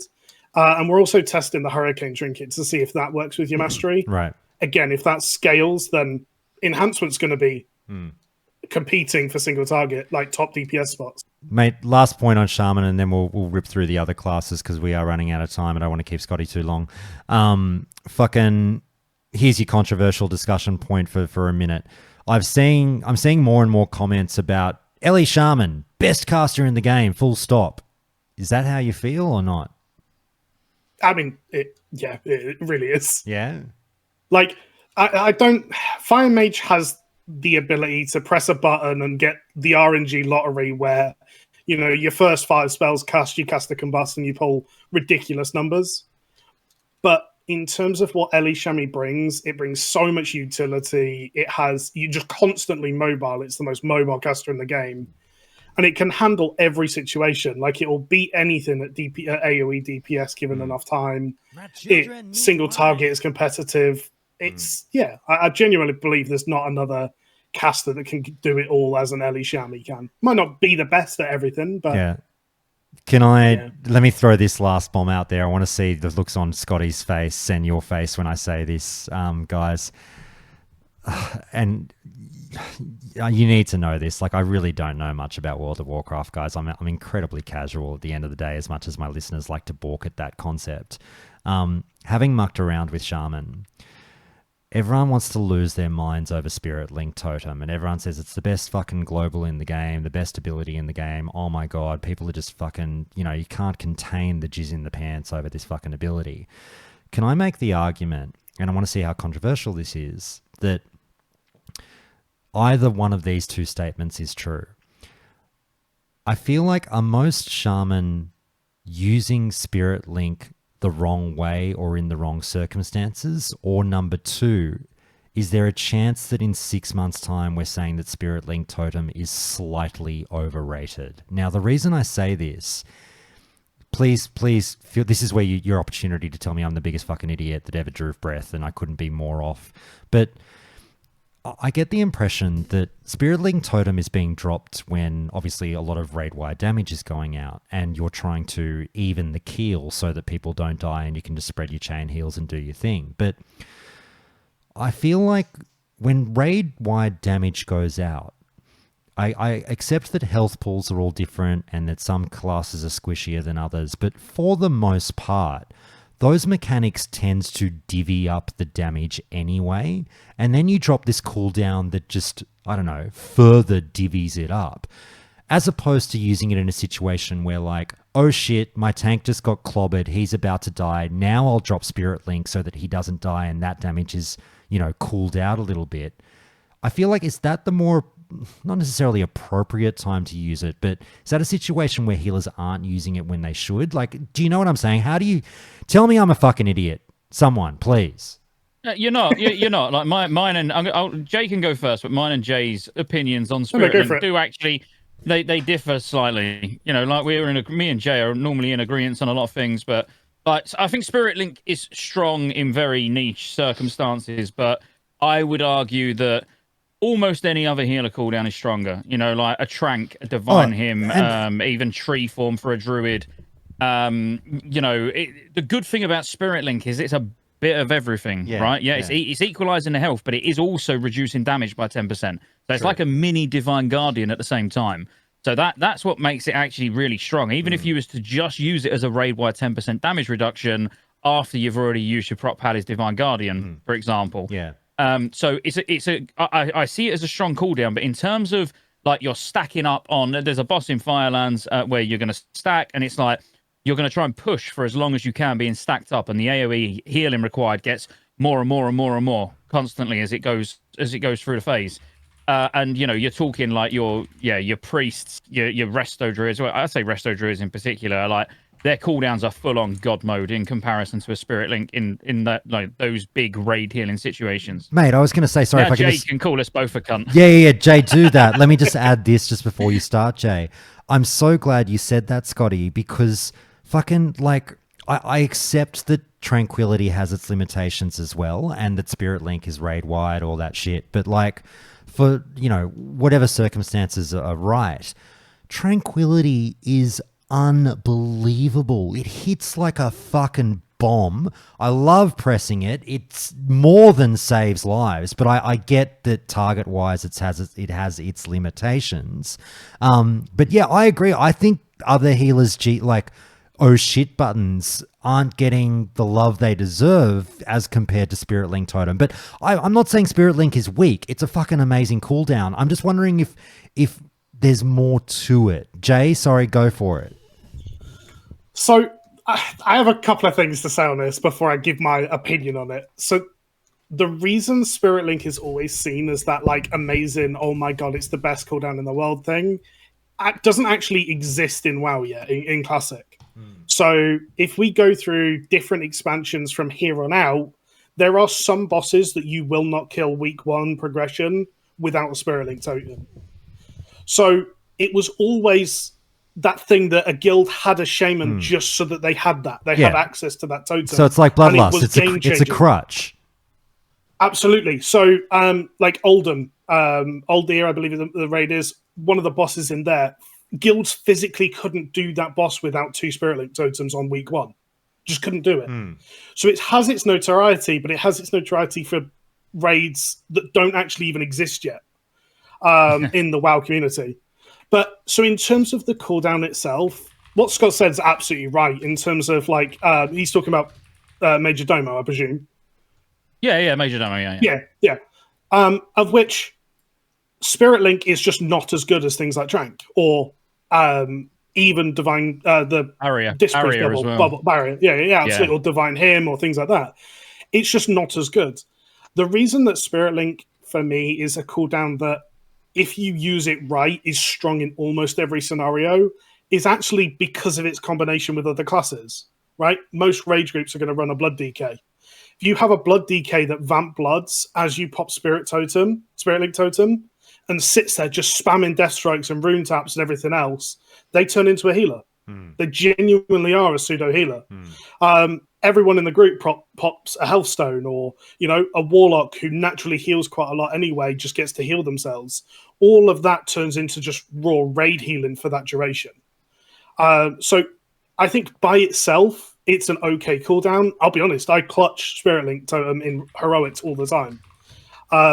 I use it as a defensive. I use it just to get through hard mechanics. I use it constantly. I think its combination with other things is what makes it so strong, just in general, though. And there are bosses that we are going to be using heroics earlier. In the heroics earlier, on your freshly dinged, like your second shaman, like you had like practically no mana. Everything was looking like shit, and then you spirit linked, and we killed the boss. It is. I'm not saying it's not weak. Like, it is very strong. So we're running a Blood DK who's very geared now, who's very competent. I drop Spirit Link, he starts Death Striking, he's healing more than I am. So I think in general, it gets a lot of reputation for things that just don't exist yet. But there are going to be bosses that we use it on during progression. Like the prime example is Chimeron. During the last 20% of Chimeron, you can't heal, but it's only a 99% healing reduction rather than 100, which means Spirit Link Totem still works. So you can get a tank that's on 10% health with stacks, and have people running in and out to give him health constantly. So as a cheesy tactic, you can use Spirit Link for things like that. I don't think it's ever going to be as good as, oh my god, the group's dying and just pop a trank. Yeah. But it has times. Yeah. Fair enough. All right, guys, let's really quick. We almost won't talk about them because I want to wind up in the next 5 to 10 minutes so we can get Scotty out of here. Let's just. I mean, no, honestly, Are you sure? I don't mind staying for a bit longer if you want to just. You sure? On. Yeah, oh, mate, look, I won't keep you too long, but we'll try and give the other classes at least a little bit of conversation so they don't fucking write to me and tell me I'm a cunt. Yeah, no, just get through, man. Honestly, don't worry about me. Too easy till we finish. Guys, let's talk about warriors. Like I said, I had dreams of warrioring in Cata, but then I didn't really like the way the tanks felt and how threat felt in general, so I ditched that. But I still got some time in with the prot warrior, and it's as advertised. You content creators, I say you content creators as though I'm not one of you, you know what I mean? You motherfuckers, you were spot on, you know what I mean? You said it was the most fun tank. Now look, it might not be the quote unquote best tank, and yeah, you might have high octane guilds that are like get fucked prot warrior, but as from a gameplay perspective, fucking nothing beats this. If you want a tank, play a prot warrior for the fun per second aspect. It's true. It's great. What do you guys? What kind of person do you think gravitates towards the prot warrior in Cata? And do you guys like? Is it so fun that you still find yourselves wanting to play it, even though you might main other things? I think Jay should take this first because he's got a lot of experience on warriors in Cata. To be fair, far more than me. I did exactly the same thing. Like on previous private server, I played a warrior, played arms, smashed it, loved it. We got to a point where it's like, oh no, it would be really great if we had someone that could tank. So I sorted my prot gear out, put basically full DPS gear on as prot, topped meters, and it was a great time. Prot warrior, genuinely, I love it. And just the raw, it's a sword and board. It's basically a DPS with a shield. It really is. I just wish it was slightly better. And for me, what's it missing? So the problem is in original Cata, it was actually very good during this phase. It was actually very good during all the phases. It was a very viable tank. Right. In fact, a lot of guilds used it as mainly off tanks, but a lot of guilds used it as off tank during progression. But then the last patch fucked it. Well, no, but so we're on 4.3.4 scaling, right, and the warrior can't get to that point where they're removing unmitigated hits from the table. So with enough mastery, they can get to that point where they get to, every single hit is mitigated, and they actually become good at that point, and we'll actually see, mid to late Firelands, prot warriors are going to be in an insane spot, especially as off tanks, because of the way vigilance works and vengeance. But because we're on this patch currently, they just don't have the raw stat values to get to where they need to hit those markers. So in terms of fun, I've seen a prot warrior. I've been in a heroics today healing on 2 different shamans with different gear, and it's like, he was definitely taking more damage, and I had to focus on healing him more, but he was also topping damage by a significant margin. He's running into every pack and shockwave in and doing so much damage. And I had a smile on my face playing prot warrior all the time. But when I want to take the game seriously, I'm not going to play it.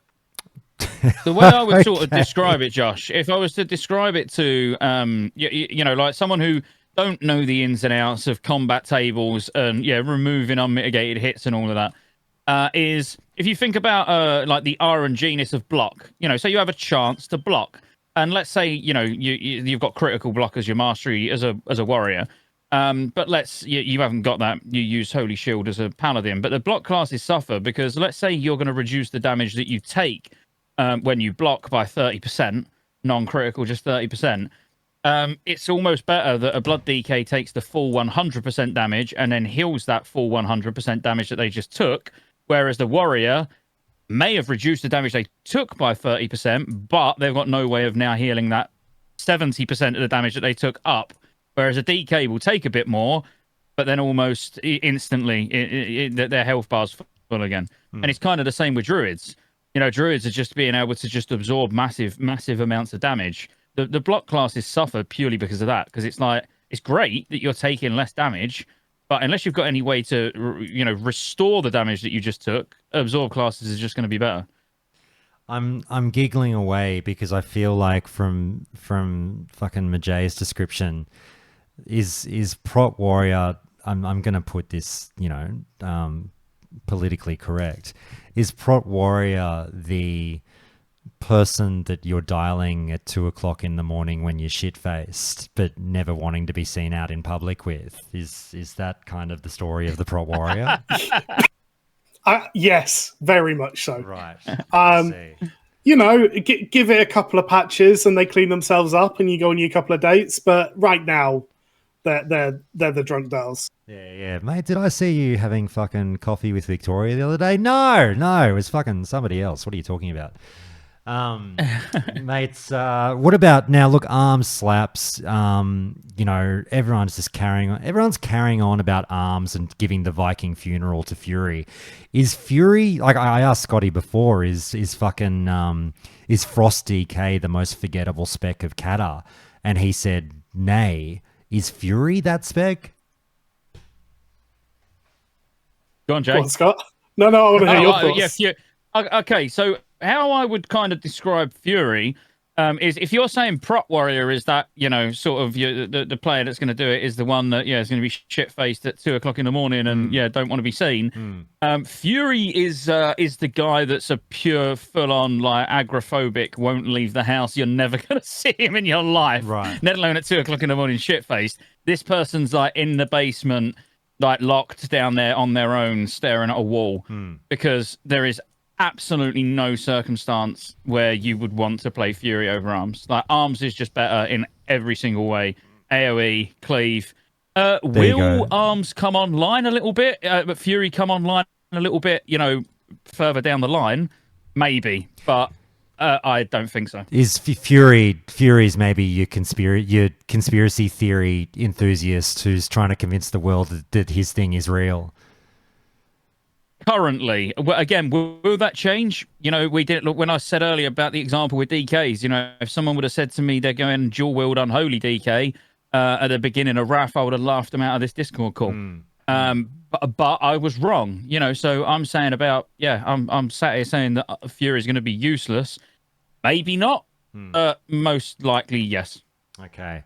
Mijae fucking Arms. Is it like, everyone gives it the 10 out of 10 and we talk about is it as good as advertised?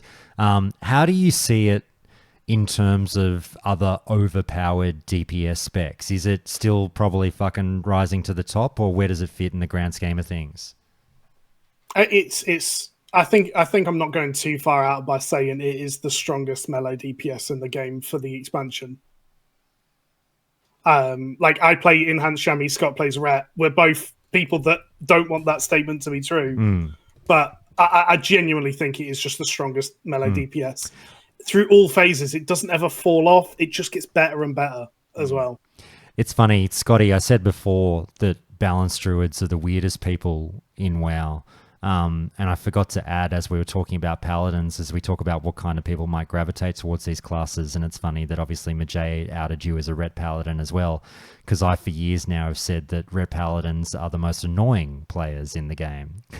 Oh, fact. 100% fact. I mean, well, you caught me. Yeah. Oh, mate, I think the majority of times that you see someone trolling, it's normally a paladin.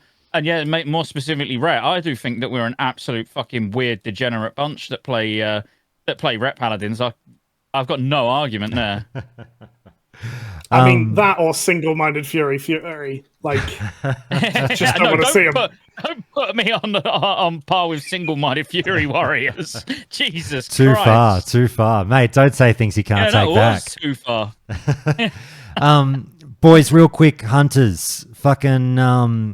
every time I bring up Hunters, no matter what version of the game I'm talking about, nobody fucking plays one and nobody knows anything to say about them, which is fine. Any of you blokes even remotely... Like, I hate what Hunter becomes as WoW goes on. I really don't like what it becomes in TBC. I hate what it becomes in Wrath, and I despise what it becomes in Cata. Now, having said that, I actually haven't tried the Cata Hunter. I've tried the Retail Hunter, and I just presume they're reasonably close to each other. But, that's me. That's my preference. I don't really like the run and gun playstyle so much. But how do you guys feel about it? Do you feel like Hunters are going to be represented in Cata? I would go say first if you they're want, very Jay. good. Oh, go on. Go on. No, go on. Yeah, I was just going to say, I've done a decent amount of Hunter in Cata, like not actually Cataclsym, but yeah, across obviously dodgy servers. Yeah. And I think they're great. I think they feel I raided for Ulduar, well, some of Ulduar and most of TOGC as a Hunter. And I honestly think the Cata Hunter feels so much better. I love it going from mana to focus. And I mean, Hunters are pumping. Like, we play with a guy called Stark. He's leveled his second Hunter now to 85, maybe third. Yeah. Can't remember whether it's 2 or 3.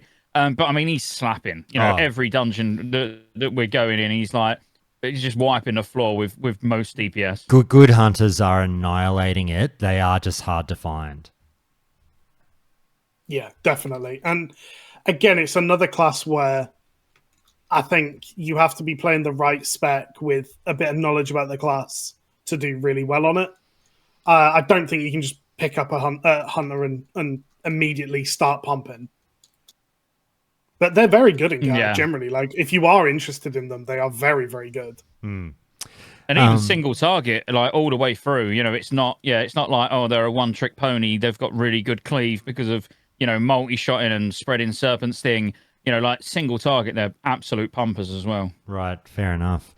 We got my mate Cheap Attack in chat saying, I know a good Hunter, Josh. Oh, good. If you know his name, pass it on to me, Cheap. He plays Hunter, so I know what he's getting at. Boys, Beast Mastery, Marksman, Survival. It's all about survival in Cata, isn't it? I've never seen another spec, Jay, so I can't really comment. I've only ever... Survival's the only thing I've really seen. There's one boss in Firelands that every Hunter will hate but have to have a marksman spec for, and then they'll kill that boss once. No, it's Shanox for the dogs to break them. There's like 2 specs that can regularly do it well, and that's Ellie, Shami, and Marksman Hunter. And most groups will probably use a Marksman Hunter for it. Right. You have to do like a minimum amount of damage to break a channel. So Marksman aim shot just breaks it instantly. That makes sense. They'll do that for prog, and then you'll never see them Marksman again. It'll just be, they might get asked to go PM just for the 3% damage. Right. Or like a niche buff. And that is something actually to say about Hunters is, BM might not be the best spec in the game in terms of damage, but they single-handedly can bring almost every single raid buff in the game by themselves. Like one of whichever. Scotty, I've only just noticed the bed in the background there, mate. That very much so looks like a room that has a mirror above that bed. Is that the case? Mate, when it's launched, so it's actually a sofa bed. So It does fold up, and then it's just a sofa. Right. But yeah, obviously when I do launches, the missus and the kids don't see me for a week, so I've been sleeping out here so I can actually get sleep. Yeah. Oh no, I'm not saying the mirror is for you and the missus. It's for you when you're alone, I presume, as well. Yeah. Oh, yeah. The seat. Of course, the ceiling's mirrored. What sort of mug do you take me for? How do you? Who don't have a gaming room with a mirror above their exactly? Head How do you fucking wank? I mean, Jesus, Scott, come on! Don't lie. You've shown me your setup. He actually has a big monitor on the ceiling, so he can get a side preview from it as well. I heard he can get his camera recording and get a side angle. I thought you was going to say what genuinely is on the ceiling, which, I'm being 100% honest, I've got a massive, baby Yoda, mount, a big sort of 4-foot cardboard cutout. I've got it mounted to the ceiling, and I've never really thought about the actions that take place behind me whilst looking at baby Yoda. And where do you have? I presume somewhere in the house. I'm presuming what you're looking at right now on the wall that we can't see, Scotty, is the 18th century oil painting, the self-portrait of you in a great pose, riding a horse. Yeah, riding a horse into battle with his sword out. Yeah. Yeah, of course. I'd love 100%. to show you it, but obviously I don't want to derail the podcast. But Mate, I'll show you it later. All the Patreons know what they've been commissioning. It's all good. Now, boys, fuck, what haven't we done? Rogue. Look, I am loving Rogue in Cata, and I really didn't think I would. I am someone who, again, call me a fuckwit for many reasons. I feel like the Wrath Rogue was just a shade too complicated. I'm just that guy. I'm sorry. I love my PvP. Jumped on the Rogue in Wrath and went, you know what? This skill floor is a little too high for me. I do not like this. I am out. In Cata, it's odd because you would think it would get even harder.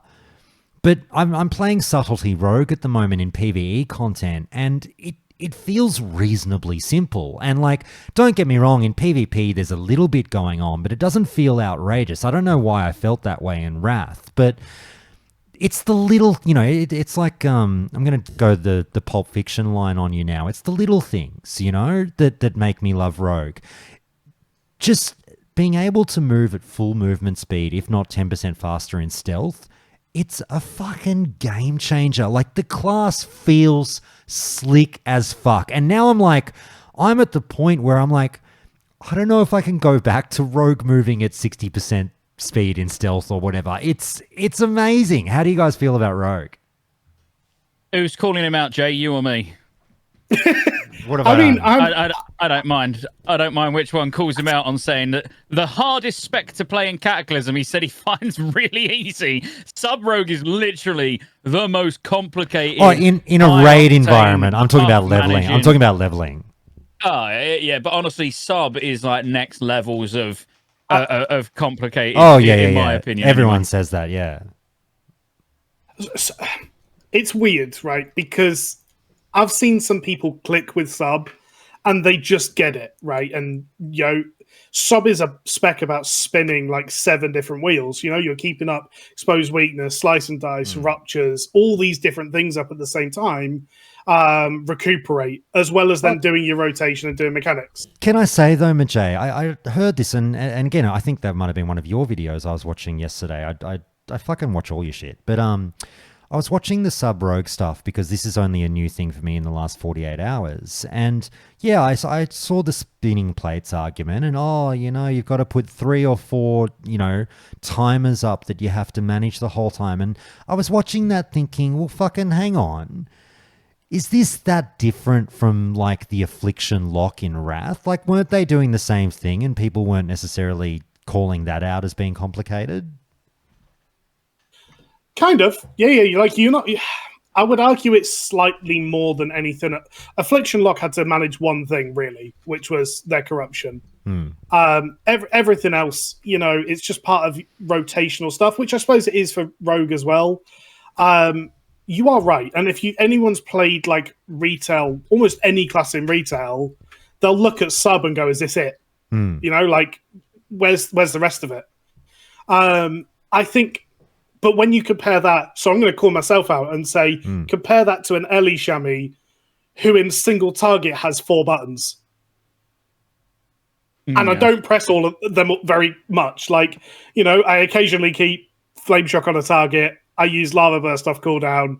That's about it, really. Like, when you compare the two, there isn't really much of a comparison. Sub Rogue is noticeably more difficult in comparison to Cata versions as well, isn't it, Jay? That's the thing. It's how punishing it is when one of those plates drop that you're spinning, and then now all of a sudden you're on the back foot, and literally, you know, you make one mistake as a Sub Rogue, it has a big knock-on effect for the rest of the fight. Whereas an Assassination Rogue, for example, like you're doing a minimal effort rotation that's going to like pull equal numbers almost to somebody who's literally sweating the entire fight trying to maintain 5 buffs and debuffs. Yeah, definitely. It's something where I don't know. I feel like I said, Rogue is just a joy to play. It just feels like everything, like, you know, the hinges are oiled. You're moving well. You're doing a lot of damage. Like, Yeah, and again, like everyone, my listeners generally know this, but everything I say about classes, I'm not a raider, guys. I'm not like a fucking. You guys are next level players above me. I'm fucking not that guy. But so when I say like, oh, this class does this and this class does that, I'm just talking about fucking like leveling and 5-man dungeons and being a fuckwit. But I really like it. I don't know. I think that. Do you think Rogue in Cata attracts a different kind of player than it has in previous iterations of the game? Or no, it's pretty much the same deal? It'll get the same crowd. I think you get the same crowd. Yeah. Fuckwits. Yeah. Fair enough. Yeah, but the thing is, combat now is very frustrating as well. I'd add, like, I'm going to be doing a rogue, and I'm going to play primarily combat, probably combat assassination. For PvE, just pure PvE. But combat with the whole insight sort of mechanic is just incredibly frustrating at times.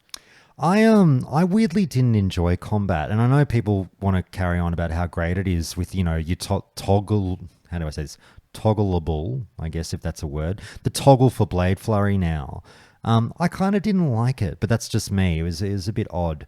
I've never really been a combat enthusiast. I've always wished that assassination and sub would just be the best the whole time. But anyway, fuck guys, mage. Let's dunk on mages for a second. What kind of asshole plays mage in Cata? Mijae, do you play a mage? Hell no. I don't want to play I don't want to play a worse range spec. There you go. When you found perfection, you don't downgrade. There you go. Scotty, people won't shut the fuck up about fire. Do I need to try it? Is it really fun? No, don't do it. I mean, one of my mains is a mage. It's already 85. Yeah. It's going to be my 25-man EU timed raid character. And I like in the pre-patch, obviously I was like full ICC heroic geared. Like, yeah, it was incredibly fun, and it will get fun. But if you're like going from comparing it to like Wrath Cata pre-patch to pre-raid gear, yeah, man, it's very frustrating. Like low levels of crit, fire just feels slow. You're relying on one big mechanic, which is your combustion. Honestly, for me at the moment, as someone who loves the fire mage, it's like torture playing it for me in my gear. Again, once I'm like full pre-raid bis, all the crafted gear, everything, and my crit levels are starting to look a little bit healthier, I'm sure it's going to alleviate some of it. But at the moment, well, for me personally, it's a bit of a painful experience going from the Cata pre-patch into Cata. Fair enough. It's been odd for me because I feel like we spent the last 2 expansions talking about Arcane, and fucking nobody's talking about Arcane in Cata. Why is that? Well, Arcane should technically is going to be like very strong phase 1 when you ain't got high levels of crit, but like that's been like the go-to thing that everyone says. You know, you'll be Arcane phase 1, and then in Firelands you'll go Fire, but I think Fire's still pulling more damage than Arcane. But Arcane's very, well, in my opinion, like, see what Jay thinks, but I think it's one of, if not the most boring spec in I'm Cataclysm. So glad you said that. I just want to say before you start, Mijae, Arcane Mage, quite frankly, across any expansion, easily is the spec that I have historically always been the least interested in. I don't give a fuck about Arcane Mages in any fucking form. But, you know, here we are again in Cata, and I feel the same. Sorry, Mijae, how do you feel about it? So I agree with Scott in terms of, like, in general, like, Cata Arcane Mage feels awful. It's right now, I mean, the community right now is proving it, right? That they would literally play a struggling version of Fire than play something that could do more damage but plays much worse. I mained Arcane Mage on retail for a season, and it was amazing. Some of the changes they've made further down the line makes Arcane so fun. Well, tell us what they are. Let's fuck it. The devs listen to the podcast. Let's fix Arcane Mage in Cata. Sort it out, Mijae. What does it need? Well, Arcane Orb. I genuinely think that's the biggest change. You know, you have Flame Orb, you have Frostfire Orb. Arcane Orb is something where you send it in, you get 4 charges. Right? Obviously, it works on the 4-charge system. Like, basically, every class has some equivalent of that nowadays in retail. But you send that in, you go in, you start Arcane Explosioning. So you're already doing high amounts of damage. You go through these huge burst windows where it is about spending and recovering all of your mana. So you turn into something that uses your mana bar as a resource. Whereas at the moment, it's I'm going to press Arcane Blast until I'm bored, and then I'm going to press Barrage or Missiles. And then in 2 minutes, when Evercate comes back up, I'm going to do the same thing. So it's a very lackluster spec. And again, people, I think, would only play it if it was a noticeable damage increase on everything else. And it just isn't, unfortunately. It's even right now where it might be close, people are choosing the more fun, less consistent spec. All right, there you go. Well, so to put it into perspective, like I leveled my mage first on the beta, like the Cata beta. And I had the same frustrations with fire, that it just felt slow, clunky, not getting enough crits. And I was like, I'm just going to bite the bullet and go arcane. I was arcane for one boss. Literally, that was it. I'd done it on one boss in a 5-man heroic and was like, fuck that. That's not happening again. Yeah. Fair enough. One interesting last point on mages. A really interesting thing for me is how Blizzard has not always, but traditionally seem to treat the Frostspec. And the Frostspec, it's an odd one where, like, let's take Rogues for example, and we just spent 3 expansions where they're like, hey, subtlety is the PvP spec. Just get over it, guys. It's the PvP spec. We're not going to bring it online for PvE. Then in Cata, they changed their minds and said, all right, fine, we'll give you PvE sub-rogue. Great, cool. Community rejoices. I feel like here we are through Vanilla, TBC, Wrath, Cata, and whatever fucking happens after Cata. But traditionally, Blizzard's like, we don't give a fuck what you think. Frost is the PvP spec. It's never gonna, like, I know it is strong in vanilla PvE, but it's more from like a mana conservation point than an actual output point. How do you feel about a DPS class for a considerable amount of time just being told, hey, one of your 3 trees, you never want to touch that in PvE? I think it's... Yeah, I suppose it speaks to what the developers had in their mindsets back then. Because, I mean, ARMS is the other one, right? ARMS was traditionally always the warrior PvP spec. But they changed it because the people who play ARMS and the people who play Fury are typically 2 different demographics. For Rogue, again, Assassination's kind of that poison archetype. You've got Combat, which is a bit more brawly, and then Sub is supposed to be kind of in the shadows and stealth. Whereas I think the difference between the people who played Arcane, Fire, and Frost wasn't so big. So it was always something where, typically people who wanted to play Mage, they wanted to see those big numbers, get those big crits and casts. I played Mage back in the day, and that's exactly why I played Mage, is because I wanted to see, the biggest numbers I could, and I hadn't discovered Ellie Shami. They played Fire. So Frost, there wasn't really an outreach for Frost at the time. Whereas I think nowadays, because people have played things like Retail where, Frost is definitely a thing and has been the strongest for a long, long time, or has been like a viable spec for a long, long time, I should say, it's different. I think we're in a different environment. And I don't think anyone would be upset if they made Frost viable in Cata. I would.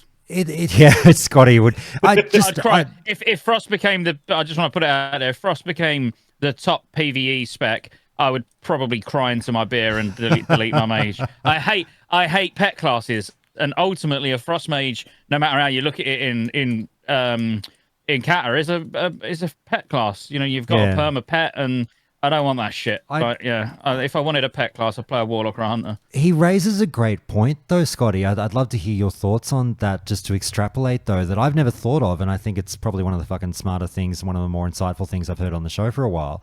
When we talk about mage players, I do agree that, like, from what I know from the WoW community, I feel, and I know it's certainly the case with me, that I'll be like, oh, I want to play a resto druid. I don't want to play druid. I want to play a resto druid. Oh, I want to play sub rogue. I'm not interested in the other rogue parts. I want to be a sub rogue. Like, there's specific points of classes that people are like pointing at going, that's me. I do agree that mage players seem to not give a fuck as much and be like, no, I don't want to play Arcane Frost of Fire. I want to play a mage, on the global universal scale. I really think that's quite true. Yeah, I agree, 100%. Yeah, I think the mage community, from what I see of the mage community, will just play whatever spec does the most DPS. Yeah, they want to see them big crits, and yeah, they're a mage.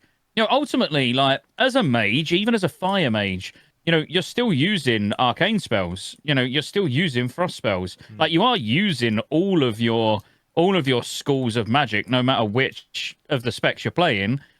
So I suppose it kind of don't really matter to the majority of mage players. Yeah, what spec is the best? They'll play any of them and maybe all of them at different bosses and different points of the expansions. As I say, I'm a little bit of an exception, I suppose, because I just detest pet classes. When I want to play hunter properly will be when lone wolf comes in. And then I would be interested in a hunter. A warlock, I wouldn't have minded a warlock when you was sacking your pet and getting rid of it. Like, I just don't. You really like hate pet pets, classes. yeah. Yeah, I do. No, I actually agree with the warlock. I really enjoyed the sack pet buff, just be by yourself gameplay. But look, now's the time to jump on to warlocks. I think it's the last class we've got to cover. Mate, I am warlock is the class always in WoW with me that I really want to play. I find it so sexy sitting over there waving at me in the corner, but I never quite pull the trigger and I'm not sure why. Cata Warlock, it looks like a barrel of fun, but I'm not seeing many of them in all these dungeon groups I'm pulling. Are you guys noticing a lot of Warlocks, and if not, why? I've not really pugged enough to see any, Jay, so you might as well go. I came across a group from Eternal, and like one of the top kind of US guilds, and he was pulling, there was a warlock in the group pulling like 30-40k boss openers and ridiculous amounts of AoE. I think warlocks, when played correctly at the moment, are disgustingly strong and very, very underrated. I think the thing that intimidates people around warlock, and we probably don't help with this as content creators, but when people go and have a look at exactly what you've done with Sub Rogue, right? You've gone and had a look, you've seen it, there's a bit of plate spinning, but if that's something that sounds manageable to you, it's not too bad, then you might give it a shot. But warlock has people doing mastery set swaps, people doing pet swaps, quite a complicated snapshotting rotation. Overall, warlock in general is quite a complicated spec in Cata to maximize, and especially and I say maximize because you can play a 90% DPS potential warlock and still do very, very well. I know what you're saying. So if you're sweaty, it's a nightmare. Yeah. But if you're casual, it is quite inviting and fun. I love it. I love warlock, and I've got a warlock. I plan on playing it. It's something that I do. But even someone, I consider myself a relatively good player at the game, I look at warlock, and there's times where I'm just like, the effort I would have to put in for me to feel like I'm accomplishing what I want to accomplish on that class is too much, and I just can't be bothered. And I'm sure there's other people that have similar thoughts with that. Right. Zunderbunder's saying you're lying and you're terrible at the game, Mijae. So he is true.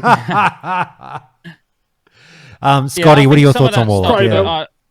With what Jay was saying, I mean, my opinion, like some of these things, and I am going to be hated by Warlocks out there, and I'm fine with that, but I think some of these things should be changed, as in, that's why I was quite excited when I saw what they'd done with the gear sets for tier, because I'm going to be using as a rep paladin throughout the entire expansion.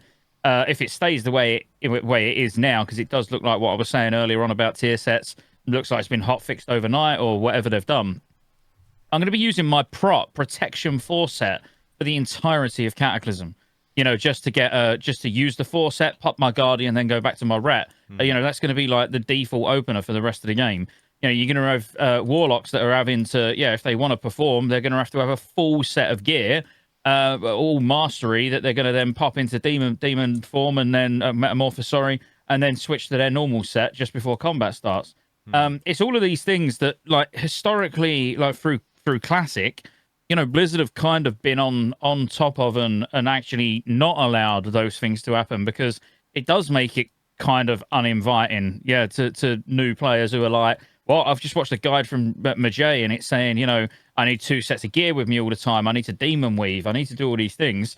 I think Blizzard should really save us from ourselves and not allow those things to happen in the first place. Like, if you pop, like if I pop my Guardian with the 4 set prot on, as soon as that set bonus is broken, the Guardian should instantly lose that additional duration. To kind of alleviate some of this stuff, because whilst I'm a slave to the meta and I will do whatever I need to do, and most warlocks will, I don't know, they've kind of made these changes in the past, and I think they probably should consider it again. Very good. I don't disagree. Like, I would be sad because, again, my plan was to go into the first phase on my Resto Chamois in Ellie gear. And be able to DPS and all that other stuff. So I'd be sad. But what's, like, Scott made a point about saving us from ourselves, and he's 100% right. Like, if Blizzard did that, it's going to make our lives better, not worse, overall, for Kata. Well, the thing is, as well, with such a short cadence, the fact that I'm going to, as a rep paladin, I need to get my 4 set rep and 4 set prot. I need 8 pieces of tier with a much, much faster first phase of content. And then in Firelands, or is it Dragon Soul, Jay, where you're going to need 2 sets? Dragon Soul. It was Dragon Soul, wasn't it?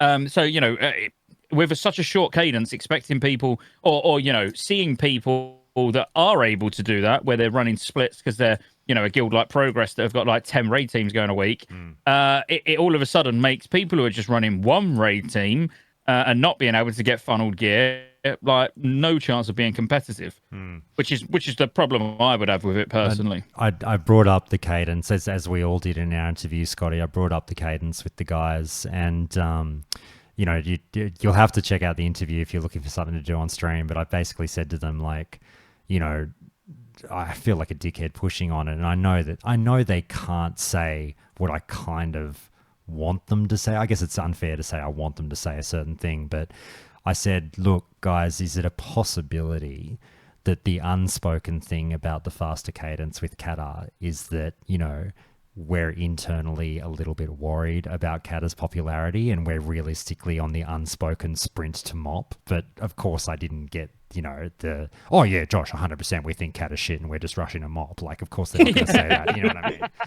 I'd have so respected the answer, though. Yeah. yeah, me too. I mean, they did say in mine that this is the fastest that it will possibly go. Yeah, it could be slower. So, like you said, it comes down to popularity. Like, if Kata actually does really well, they'll probably want to drag their faces out. It has the, and that's the thing. Everything's flexible. It has the chance to change minds. And then I've no doubt if they see the numbers in the analytics coming back with like, hey, Kata's actually doing kind of well, trust me, those fucking dates will change. You know what I mean? But guys, I'll close out now. I just want to ask you one real quick thing. I want to get a guess from both of you, a prediction. Well, actually, let's do 2 things. Scotty or Mijae, whoever wants to get in first. Just in the first few days of Kata, what have you noticed has been like the number one most degenerate, like ridiculous thing that you've seen people doing in game? What are all the sweaters out there doing right now that's driving them bonkers? Go on, Scott. Go on, Jay.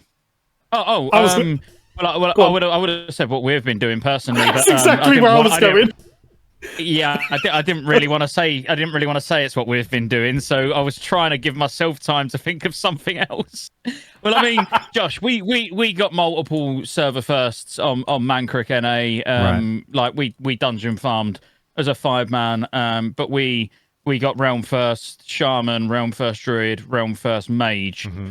But obviously there was some exploiting early. I wouldn't say exploiting, but clever uses of game mechanics, if that's what you want to say, Right. of places to farm that where people was getting All the hyper 85 in spawns like that everyone was 3 talking hours and about, stuff yeah. like that. Yeah, that shit happens. It's fine. Yeah.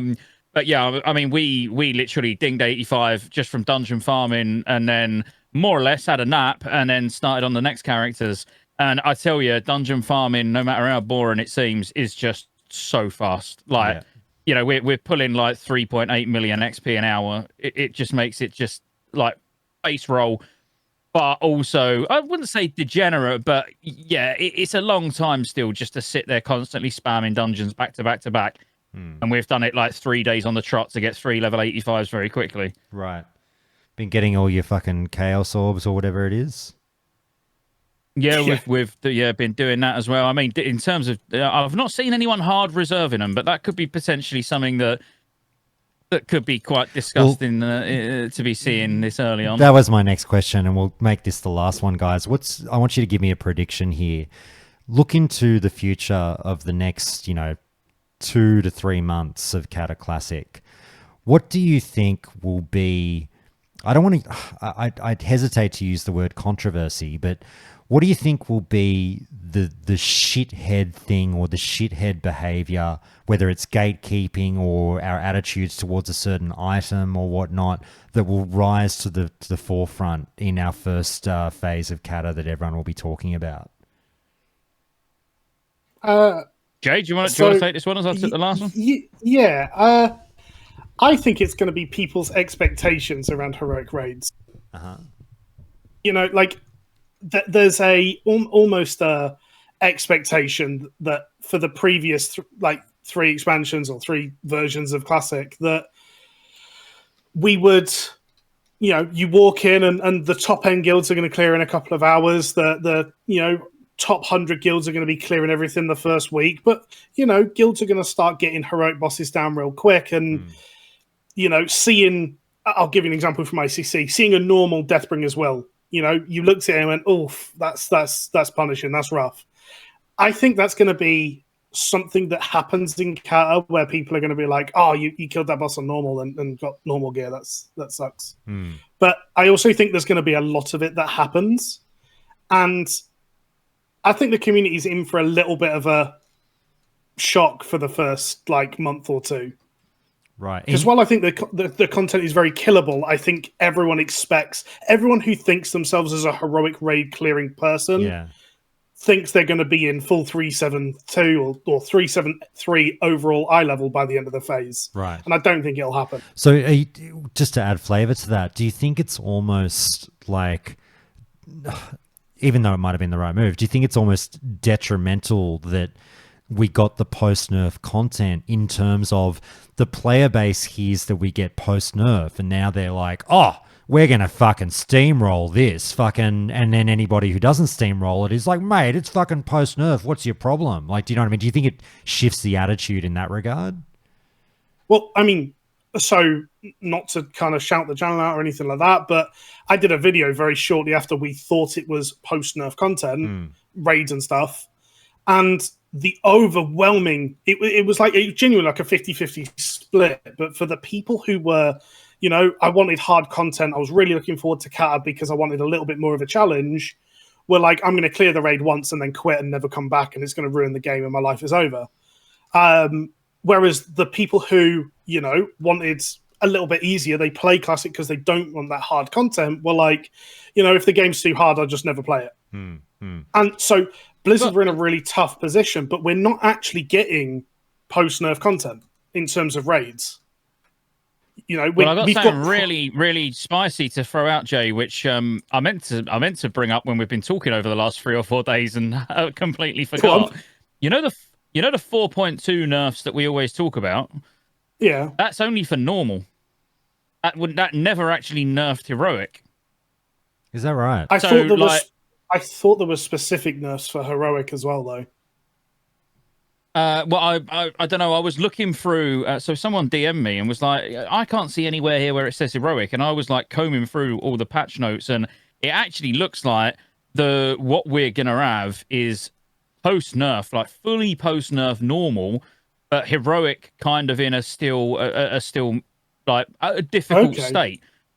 So I went and read, because I'm sad, Josh, apologies. But I went and read through MMO champion posts from like 2010, 2011. Hey, we've all been there. And people was, yeah. Well, I just wanted to gauge what was going on throughout the patch cycle, and people were saying that when Firelands got nerfed, Firelands was easier than Tier 11. So even in 4.3, when Firelands got nerfed, it was still more difficult to go back and do Tier 11 bosses because they never actually received sizable nerfs outside of their initial sort of hot fixing through the first patch. Which I thought was like mega interesting. Yeah. So like if we was to get post-nerf Firelands, Tier 11 will actually be more difficult than Firelands. Oh, good times. Good times. Oh, dear. Yeah, I mean, that is a strange one. If that is the case, I'm sure I remember going and clearing Neff post nerfs and it being easier on heroic. But my memory's not that good, mate. So I wouldn't be able to tell you. I remember killing Neff, and I'm sure it was after the ZAZG patch. But I'm sure it was nerfed. But hey, if it wasn't, then I almost like that less, though, because people are going to go from a normal, which, you know, most guilds should be able to clear with relative ease. Normal was no harder than kind of ICC normal, really.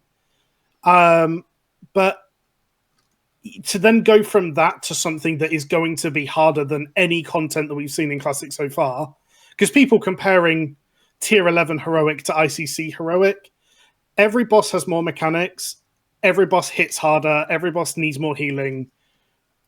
There's just more going on, unfortunately. Like I know what you're saying, and you're right. Like the gap now between normal and heroic, if that is how it goes live, with normal post-nerf heroic sort of still being very difficult, like the gap between getting normal on farm to then going and doing heroic bosses is going to feel huge.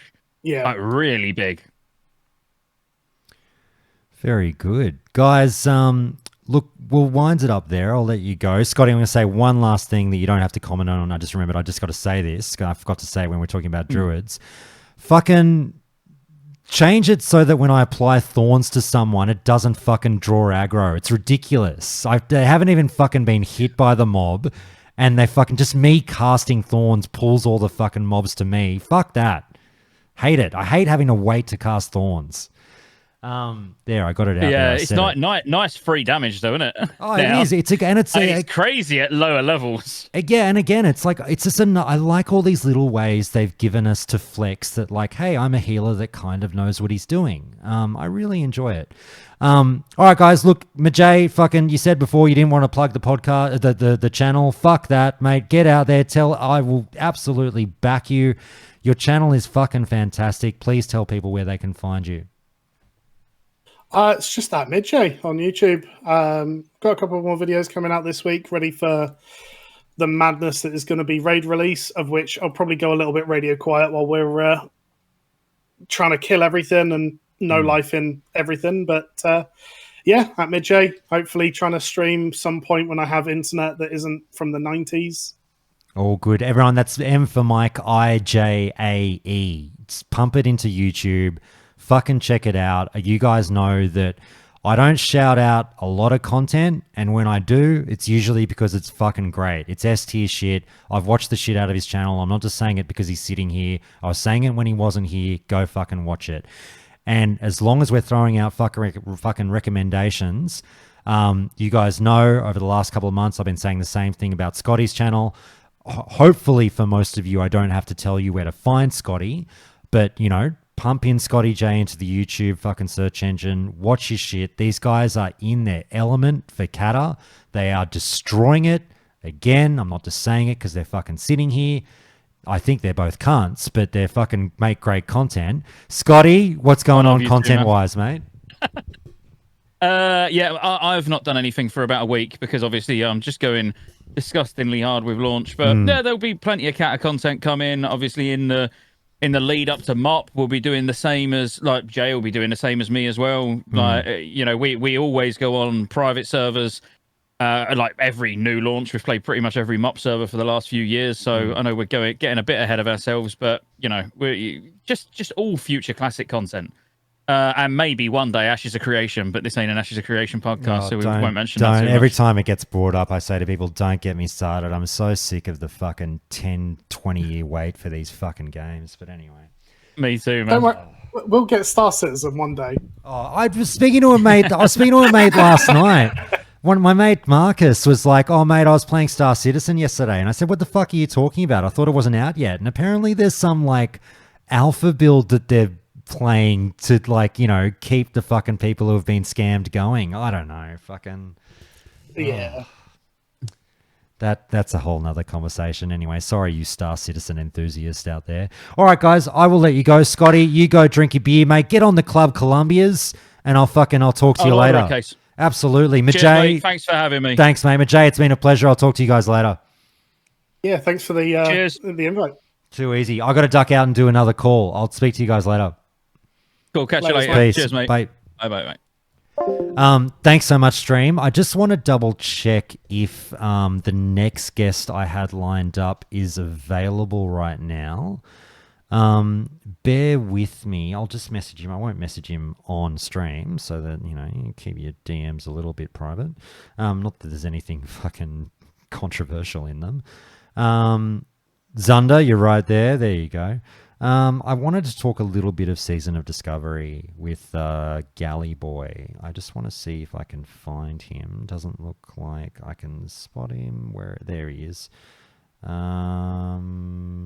I say, hey mate, are you around? And Ubiquitous. Where is he? I'll just message him. Ubiquitous, you still around? And then there's fucking Arcos, the fucking vortex of evil and negative feelings in the world. How are you, Arcos? Where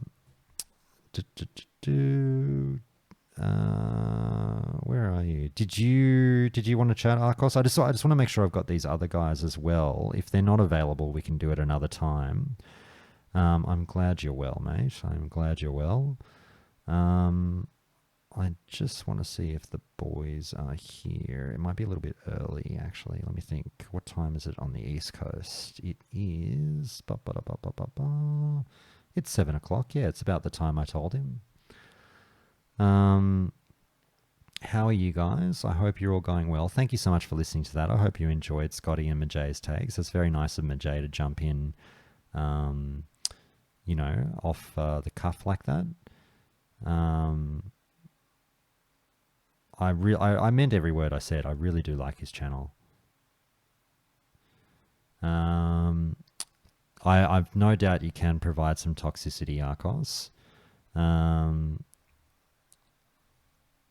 might. He's Ubiquitous. He's in a Dota match. As you do. Okay. I did have a good holiday, Tremble. Thank you very much. I went to Colombia for 3 weeks. I picked up a bit of Spanish and I had a great time. It was fucking lovely. Didn't put a single line up my nose. For those of you who don't believe me, I fucking cross my heart and hope to die. Not a fucking gram of coke went up my nose while I was in Colombia. I swear to God. I'm not a big drug guy. Most of my mates know this. I'm not going to sit here and be like I haven't done them, but I'm not big on it. I haven't done it in a very long time. But, if you guys dabble, you dabble. Hello, Arcos. You've redeemed greet me. I will greet you. Hello, mate. Yeah, no, it's funny. I mean, drugs is, fucking, it's not like I'm a fucking square. I've been around fucking drugs and shit, I've fucking lived life, but I'm not super big on it. Not my jam. Where's my camera? How about I do that? I'll let you guys see my beautiful face. There we go. Oh my god, that's a big camera. Let's not do that. Let's do this. Oh, that's a bit better. All right. Arcos, I'll greet you 4 times. Hello, Arcos. You are a beautiful man. Your handsomeness knows no bounds. I always do the move where I don't reply to your messages. Well, I do reply to you, but then you'll send me something that I don't reply to. I'm sorry I didn't reply to your last DM, Marcos. I did read it.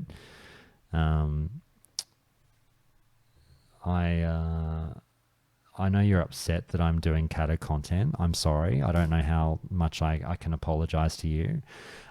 Season of Discovery is very much so on pause for me. Well, I'm really enjoying Cata, so like I'll come back to Season of Discovery when Phase 4 hits and see how that goes.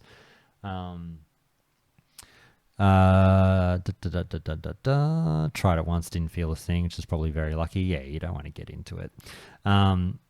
Cata might be the best expansion yet. Zunda, your love for Cata is fueling the positivity here. I love it. I love to see it.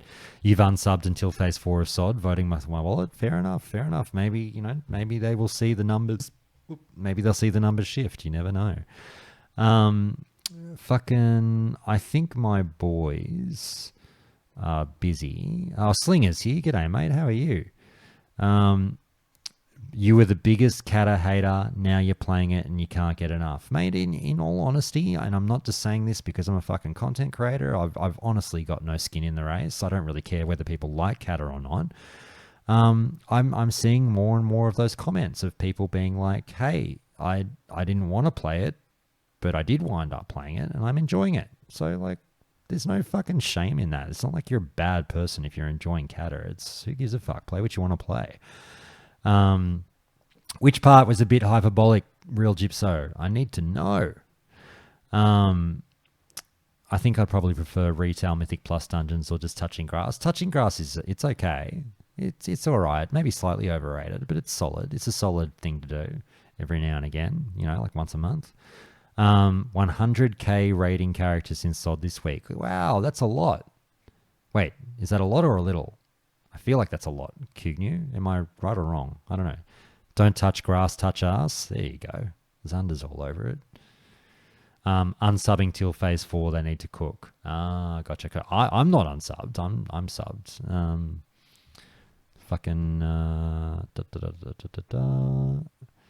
Wrath kind of stunk by the end. TBC same. Classic is classic. Can I tell you a weird thing about TBC, Zunda? Now, you guys tell me whether you agree or disagree with this. I'm going to get some hate for this. Guys, when TBC Classic was happening, I swear to God, I remember the bulk of the conversation on the subreddit being like, hey, TBC is great, but I'm not falling as in love with it as I thought I might.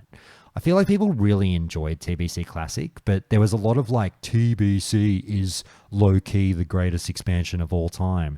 And then we played it and people were kind of like, oh, yeah, that is a lot of dungeon spam and that rep grind and like, it's good, but...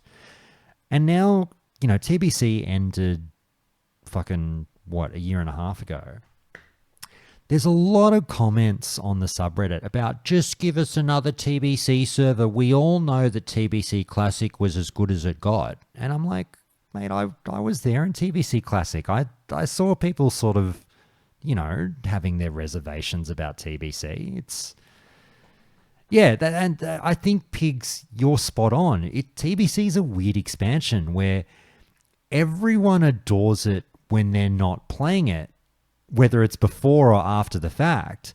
But then when they're actually playing it, it's like, yeah, it's good, but fuck, it's a grind.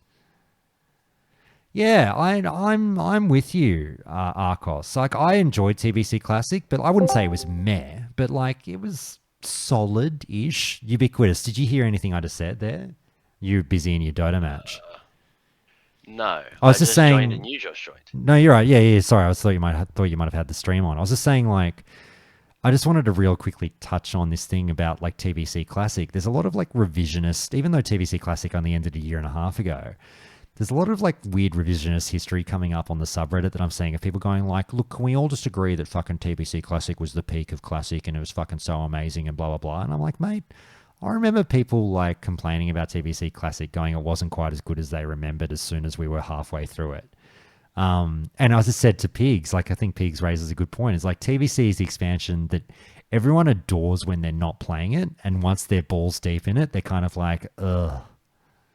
Yeah, I think people are just getting nostalgic already, like for their own favorite that they had in the last 4 years. Yeah. Like the turnaround has been short, and there's people out there going, "Oh, I would play TBC fresh right now." And goes, "All right, yeah, you would for 3 months." Yeah, and that's the thing. But that's the problem. I think you could almost say that about any expansion. Like, honestly, even call me cynical, but even people calling for vanilla, calling for TBC, calling for a Wrath fucking server, like it is dead set. Like you'll play it for 3 months and then stop for the most part. Yeah, I don't know. Just the player base from what I've seen, is just much more like fragmented than what I thought it was. Now that we've had all three, now everyone's like, well, I've had Wrath, I just want Wrath all the time now. Yeah. And like they've all got their one of the three versions. Yeah. All right, dickhead Arcos, do you want to get in here, mate? You're more than welcome to join if you want, but you got to be good. You know the fucking rules. Do you reckon he can be good or not? I think he'll be good. You think he'll be good? All right. We've got to hear his smile. That's the rule. If he comes on, here he is. Hi, fucknuts. How are you? I'm good. What's up? God, I'm good. You're very loud. I'll turn you down a bit. My God. How have you been? Did you miss me? I missed your voice, yeah. Oh, for sure. Sweetheart. That's very, very kind of you. All right. Did you miss the nudes I sent you as well? I stopped for a little while there. Well, yeah. It's been a rough couple of weeks. Yeah, I can imagine. But they're tasteful nudes. Like, don't freak out. I only send tasteful nudes. Of course. Of course. It's no what's the word? Like it's not like what Ubiquitous does and just sends close up of his balls. Unshowered up footy. Yeah, exactly. Yeah. Sweating, fucking. A 14-hour shift on an Australian oil rig with a big star. Fucking unwiped bum holes. That's what he's all about. I was going to ask you don't really have like that pronounced of an Australian accent. I heard on a newscaster from Australia say it was like blinding blue lights. Yeah. So I've heard this my whole life that sometimes it does. I never get told this. Oh, I mean, very rarely I'll get told this in Australia, but like I have been told that I have a fairly like a weaker Australian accent. I disagree with it. I just think, I know that I sound slightly different to a lot of Australians, but like I still think my Aussie like to most Aussies, my Aussie accent is still incredibly fucking apparent. Wouldn't you say, Ubiquitous? Yeah. It's just, you don't sound like a fucking Queenslander cunt. Yeah, I just don't sound like a fucking, Yeah, probably because it's your Queens, you don't sound as Aussie as Queenslanders do, but that's because Queenslanders sound more fucking Aussie than any other Aussie. Right. Are those the only ones who chew vowels? But I'd say this much, Arcos, like that's kind of the media perception, the media portrayal of Australia that gets thrown out there is more often than not, and movies do a horrible job of this, and often they get non-Australians to play Australians in speaking roles, and they thicken up the accent a little bit more than is the reality, and people think that every Australian is like, oh, fucking g'day, cunt, how you going, blah, blah, blah, but like, yeah, those Australians exist, but like, there's far more Australians that sound like me than people around the world realise. Yeah, that's fair. You always have to push it a little bit for entertainment content, right? Yeah.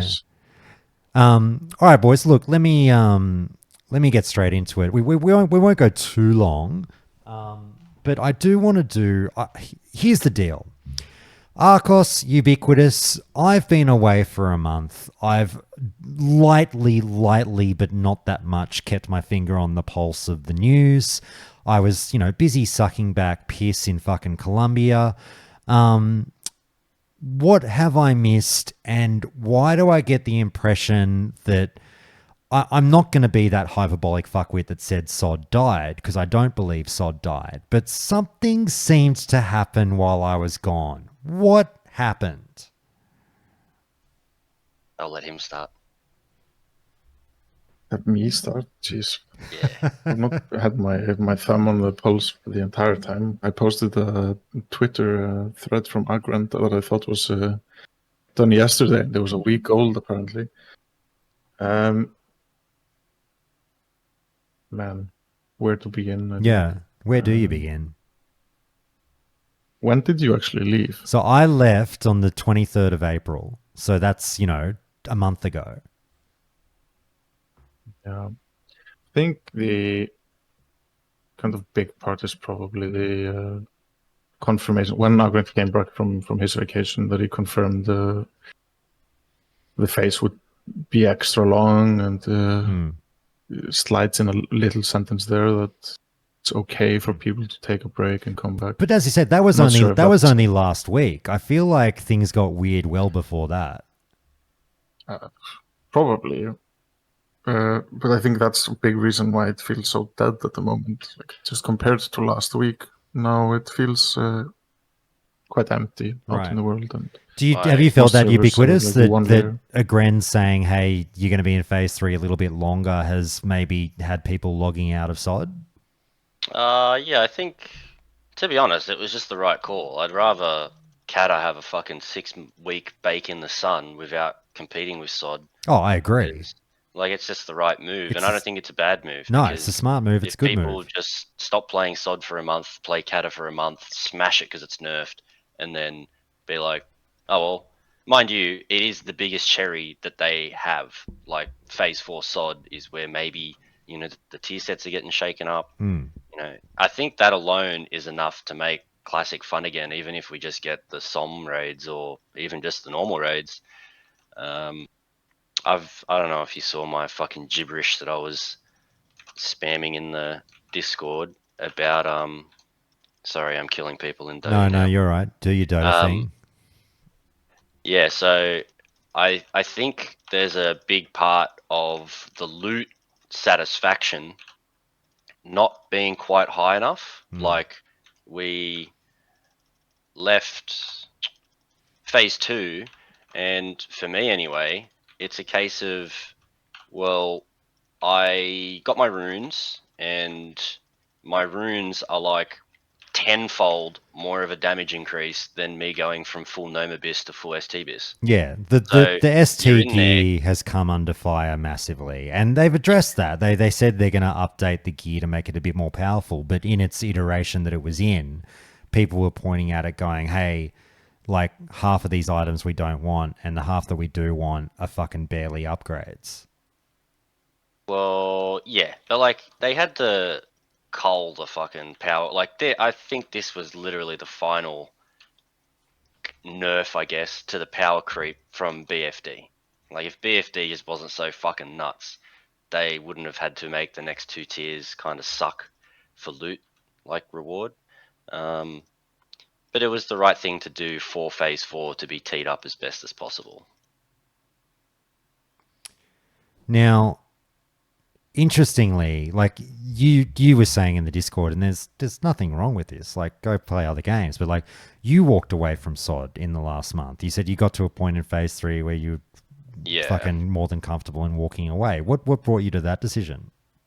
I guess just that, like, I was raiding, and I'm like, other than it being a funny haha with the boys, it was kind of like, what am I here for? Like, other than maybe getting the epic dagger, I leveled my Crusader Strike Rogue, for example, and he pretty much has the STV weapon and full Emerald set, and I'm there simming my numbers, and I'm going, well, fuck me. I'm just going to wait for phase 4 because I could try really hard to be full BIS before phase 4 comes, but I'm already 95% of the way there because I was bothered to level to 50, pick up 3 runes, and that's it. Like, that's all I had to do to be almost as powerful as what my character needs to. I mean, that's for rogue, but and that's like, because of how short the time sync is, like, you can get a rune in 5 minutes,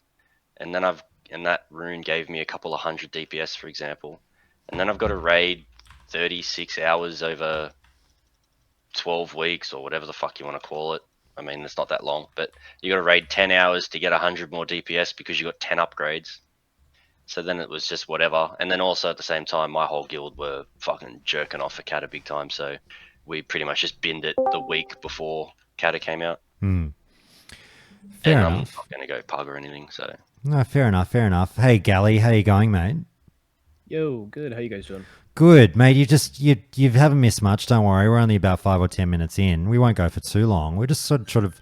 I was saying to the boys, like, fuck. I walk away for 1 month and stop reading the news and playing the game, and I feel like something's happened with SOD. Boys, what happened while I was gone? And we're trying to put our fingers on it.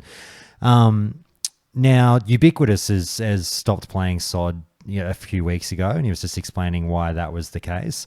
But Gally, just to ask you the same question and just sort of say, like, can someone fucking bring me up to speed? Why does SOD have this weird aura about it now? What's happened in the last month? How would you describe it? I think it's just at a point where it can be, you can raid log, Sunken Temple is relatively easy. I know I decided not to play any alts for the phase, so I have 1 level 50 and that's it.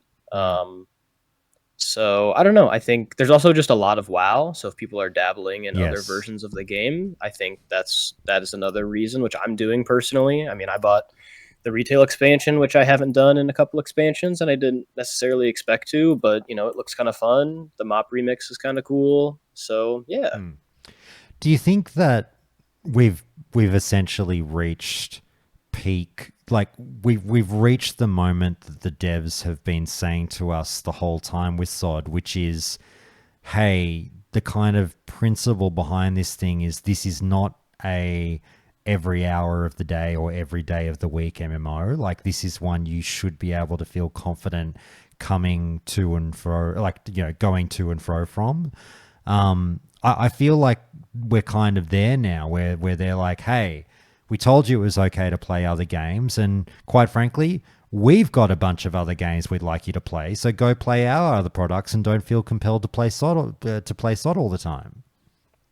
It would be interesting to know, like, for example, I see the raid log numbers get posted every week, like SOD's dying, but I mean, are any of us actually bothering to cancel our sub? I don't.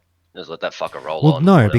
because they sowed the seeds for this a year or so ago, and it's all, they're reaping the benefits now, which is they've flooded the market with their own products. They've given us, several thousand different ways to play WoW now. So, and I said this on the podcast ages ago, it was fucking, business brilliance, because they know that most of us are World of Warcraft addicts, but they know that, if we're not happy with the version of WoW, maybe we'll end our sub for a few months or something. But what's something that will get that person back? Oh, a different version of WoW. And that's exactly what people are doing. They're it's like you're at a water park going from feature to feature. Oh, I'm in the tidal pool. We'll do half an hour in the tidal pool, and then we get sick of that. We'll go over to the fucking water slides and do that 5 times, and then we'll go over to the adults pool over there and piss in that one for a while. Like, it feels like we're jumping from game to game, and they keep the sub the whole time regardless. It's very smart on their regard. Yeah, I think that's working by design, I would say.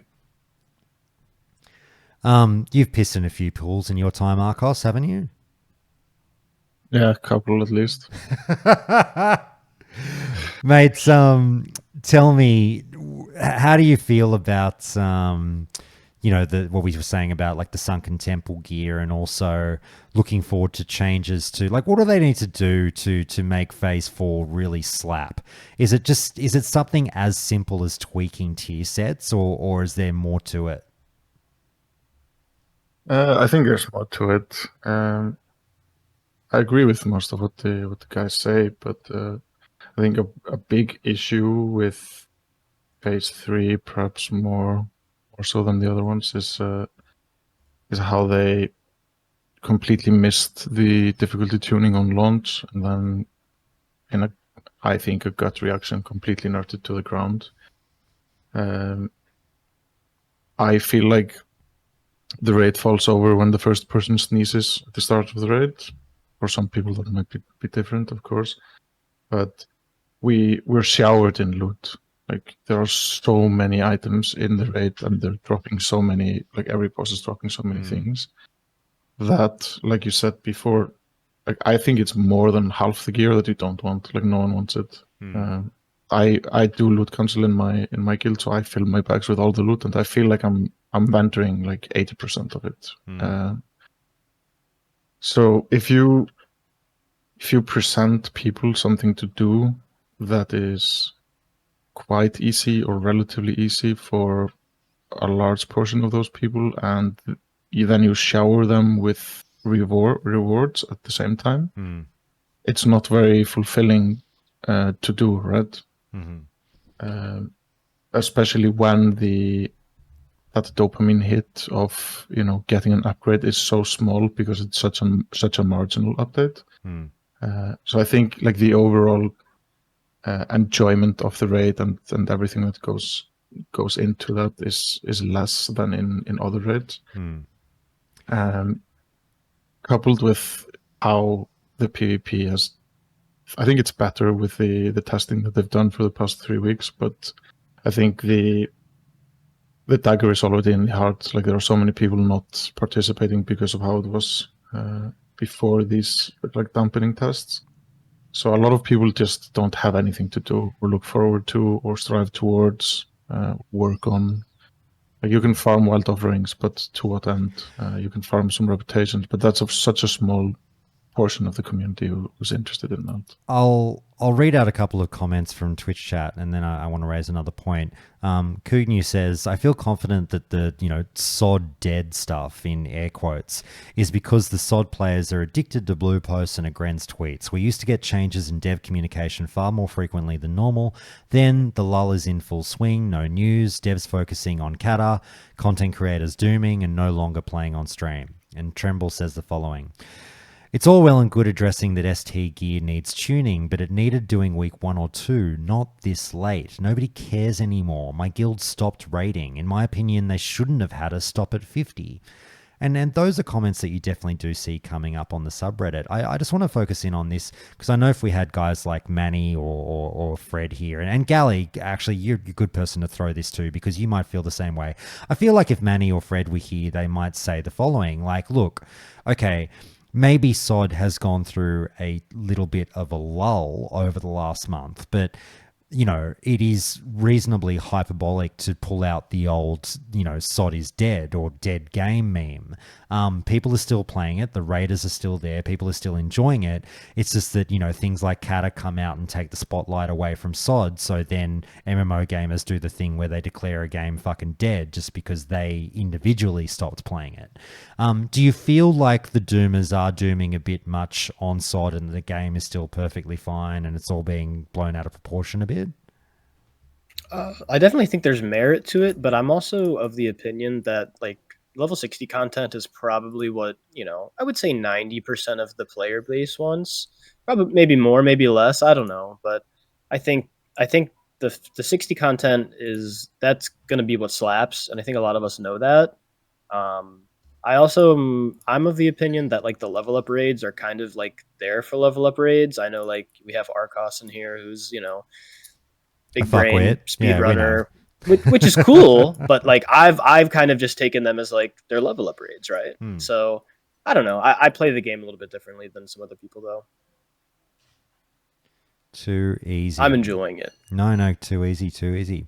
Well, there you go. Fucking Ubiquitous. What's it going to take to? Is it just something as simple as Phase 4 comes out and that's what it takes to get you back? Yeah, probably. As long as my guild's not like still in love with Kata, and I fully expect them not to be. But it all depends on, how crazy do they actually get with Phase 4.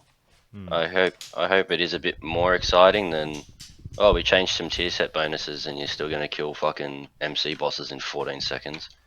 But yeah, kind of just gotta wait and see, I guess. Can I ask the controversial question, boys? Having now spent a little bit of time with it, I don't know that I know the answer to this question, but I'm going to throw it out to you, piranhas. Either way, do you feel the 20-man rating was a mistake for SOD? The increase, or talking about decreasing it later? Just the increase, and then having 20 mans in Phase 4 as well and whatnot, moving from 10 to 20. I don't think I'd never heard from a guildie that they were unhappy about going to 20 man. They were all happy that we're in one team again, rather than running 3 or 4 10s separately. So I don't know. From everyone I heard, they're like, "This is nice to hang out with the boys, everyone again." So. How do you other guys feel? I probably wouldn't be playing if we were still doing 10-month 3-day reset or even a 7-day reset. Fair enough. The only reason I bring it up is I do see a lot of bitching on the subreddits. Not so much saying that we shouldn't have 20-man raids, but more that the transition has been rather rattling for a lot of people. I think transition is always rattling. Doesn't matter if it's in a game, in your life, in your work, whatever. Like any change that you're not driving yourself, it's always going to rustle some feathers. People don't really like change to begin with. But like if you had a group of 7 friends, you're the 8th, and you poke 2 people, it's comfortable, it's easy, it's nice. You feel like you have some say probably in the way that you do things. Now you have to be in a 20-man, so there's some friction. You need to find 12 people instead of 2, or you need to merge with another group, join a guild, whatever. I think for the health of the game, it's better for people to actually do that. But there's the player base is so different, I think, now, having spent years now, or perhaps not years, but a long time in Wrath, maybe just doing 10 months, a few months in SOD, just doing 10 months. So I think that's kind of what's jarring to people, that they actually have to now socialize with perhaps people they haven't been socializing with before. But I personally think 20 months is better than 10. I think I've noticed the complaining that you're mentioning, and I think if we move to 40 man in either Bucking Lair, in the new raid, or in AQ40, that complaining will be louder. I personally prefer 40 man. I enjoy those, but I acknowledge that it might be too much for 2 days SOD player. It's one of those things where, I don't know, like as Pigs is saying, Reddit will convince you that 10 to 20 mans killed their dog, which is true. It's an interesting comment from Tremble, which is obviously why people have been looking forward to the level 60 phase. He goes, they just need to give us what we heard at BlizzCon. It's been 6 months and still no Kara, crypts, or SM raid, and still no exploring unfinished locales. And to be fair to both sides there, to be fair to the Classic team, like, they have given us new raid content. Obviously people go, oh, it's old raids, but it's new boss encounters and whatnot. But then to be fair to the players, Tremble's right. Like, we did get sold on the new dungeons, new raids or whatnot, and it is time for that. I always presumed we were getting that stuff at 60, and we're here now, so it's time to kind of pay the piper. Do you guys feel the same way? Not really. Not for me, anyway. I've enjoyed the content we've been presented with in the raids. Not a big fan of the incursions. Oh, the people have come for excited for 60, but people have come for your beloved incursions, Ubiquitous, while I've been gone. Oh yeah, it was a good time to tune out from Discord and any comments and shit. People were very upset. I would feel say fucking. that Quite frankly, I feel people are not vindicated. complaining about what Ubiquitous liked about them. I think people are just they've done it too much now. I feel very vindicated because everything people are bitching about now, I was saying after 12 fucking hours. So, fuck you, everyone. Hey, I've leveled 3 or 4 characters in incursions now. It's very rote. It's very damaging to your brain cells, I think. But it's easy and comfortable, which I think is what the SOD player base asks for most of the time. But the gold is definitely a fucking issue. Very good. I'm with you, X. I said something similar. Like incursions were an amazing concept, but terrible implementation. And I think we said something similar on the podcast Ubiquitous on that day one pod that we did after trying incursions. And I said, like, I love the idea, but I'm not sure that it's being done right.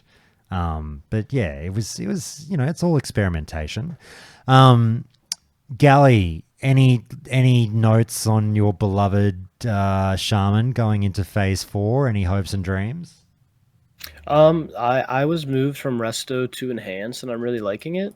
Enhance feels good. I think 2-hand enhance is kind of dead right now, so maybe a little bit of love at 60 would be cool. A button to press might be fun. I'll play around with whatever. I prefer the 2-hand aesthetic, I suppose. I don't like feeling like a rogue with the dual wielding, but it's been really fun. So I enjoy it. Like I said, I'm complete full raid log mode. There's plenty of things that I'm sure I could be doing on off days, but I'm just enjoying the raid and the raid team. We had a SOD guild meetup actually. Oh yeah, how'd it really go? Cool. It was fun. It was good. We had a group of like 18. Didn't you fly to Texas or something for it? Mm-hmm. Yeah. So I traveled for it. A lot of people traveled for it. Actually, it was really fun. So get out and meet your guildies, folks. Can I ask? And you don't have to answer if you're not comfortable answering this, but as someone who's done a couple of guild meetups in the past as well, did you get? I feel like every guild meetup still has that guy. There's that one guy who's like, oh yeah, you are a total nerd. He's a little awkward. Yeah. So this was actually I'm new to their guild, and they've played together and had prior meetups actually. So like they played together in Classic 2019 Classic and stuff. So I was actually one of the newer folks. So it was cool, but yeah, definitely some gamers, right? You'll have that. To put it euphemistically, yes. Very good. But yeah, I've hosted people from like my Classic and TBC and Wrath raid teams at like my house and stuff. I've invited my raid team to my wedding this year, so yeah. I'm all about it. I think that's fun stuff. And Arcos would know if you don't know who that guy is, that means it's you. God, that's right. God, throwing me under the bus at all times. Have you done IRL guild meetups, Arcos? No, living on an island that's like 2,000 kilometers away from the mainland Europe is not very helpful for that. Mate, no excuse. Fucking, you're talking to Australians. Ubiquitous, have you done it? Yeah, I've gone to 2 or 3 guild meetups, and we have guys actually fly in from like fucking Brisbane and Melbourne and shit. They all come back. That's the way. Or come down, I should say. Did you have that guy there?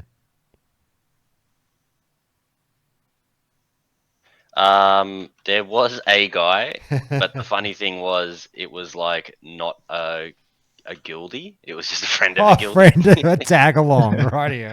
A tag along, and he was wild. Nice. He did enjoy his tequila.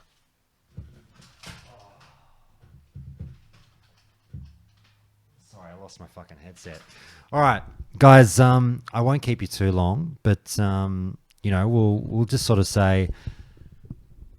I am still going to obviously log in on phase 4. I'm taking a break because I'm enjoying Cata. I said I'd give Cata a go. I'm loving it. I am thinking less about.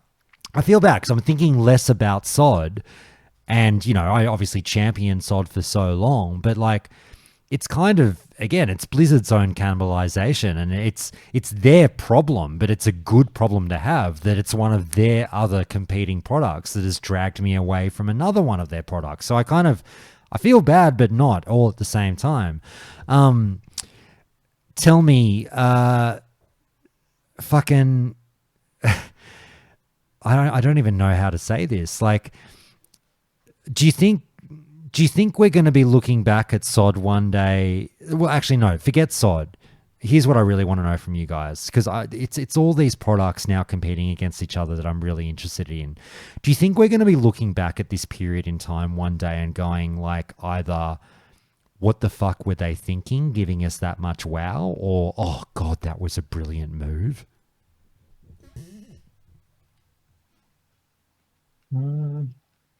Yeah, maybe. Yeah.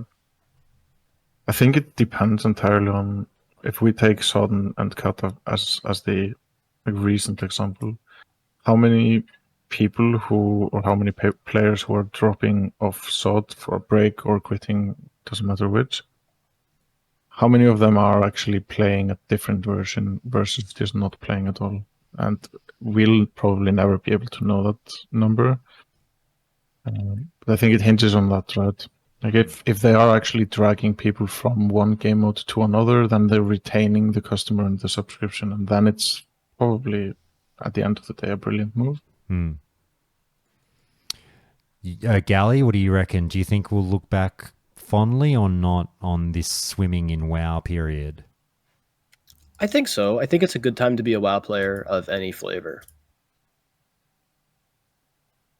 All right, Yubi?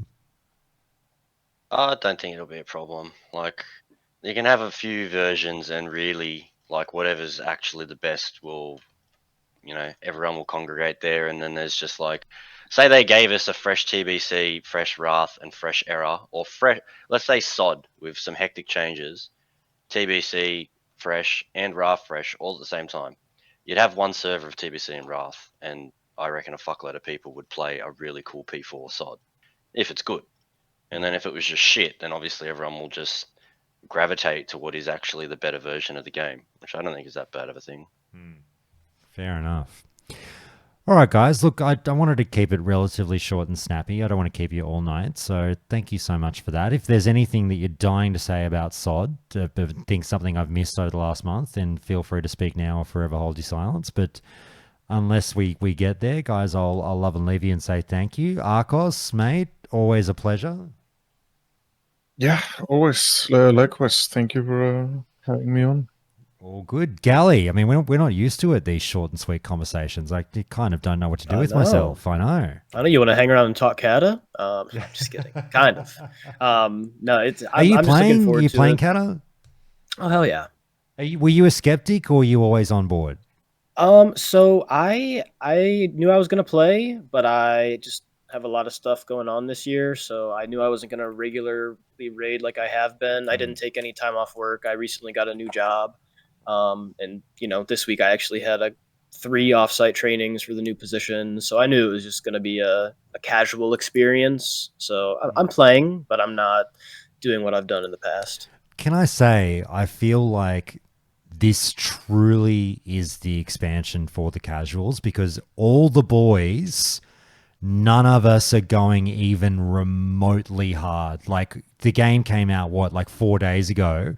Mm-hmm. We're all level 80, 81, and 82. Like, we are going slow, and we're fucking loving it. Yeah, I just hit 84 today, actually. I mean, but I've been pretty casual about it. It's fun. It's fun. I recommend it. Give it a go. See if you like it. But yeah, I'll be playing. I think my goal is to like do every raid like one time a phase at least, just to experience it, even just on normal mode, nothing crazy. But yeah. All right, dickhead, ubiquitous. What do we have to do to put you in a Kata driving away by the end of the day? I'm not sure. Because you've had no interest, and I'm like, baby, how do we sweeten the deal? I have not even, I don't think I've opened the Wrath or the the classic OG fucking client in months and Mm. months now. Yeah, so it's not Kata. You're off. You're on a WoW vacation. Yeah, I'm just hammering Dota 2, playing Southeast Asian servers. It is it's mental fortitude training, really. Who are you maining? I don't mind me a bit of mid spam, so that's like playing Quap, Lina, Zeus. I'm just a degenerate. I like to suffer, so I play mid, but I like Mars. I offlane a lot, so There you go. if you can't tell, I'm playing while we're doing this chat, so it's that's all right. difficult. That's all right. But look, mate, we'll have to get you watching one of my streams or something and get you the taste for blood in Kata. The boys would love to have you in some dungeons. We need a tank. Actually, no, we've got a tank. Fuck that. Marcus is doing it. We need to get me, you, and Mike on for your first ever Dota Yeah, game. no. Look, can I say I'll hold myself to this. It might not happen like anytime really, really soon, but I promise you we will do that relatively soon. Okay, we'll get 3 people will watch it, but it'll be Josh's first ever game after months of playing against bots in Dota 2. My first ever experience of the toxicity of playing against other players in Dota 2 with you guys. I think it'll be legendary. All right, boys. Look, I'll love and leave you there, and I'll end the stream as well. Thank you so much, everyone, for tuning in. I'll publish this one on Monday, and guys, I'll see you around the Discord until then. See you, mate. GG's. Thank you. See you guys. See you, boys. Peace.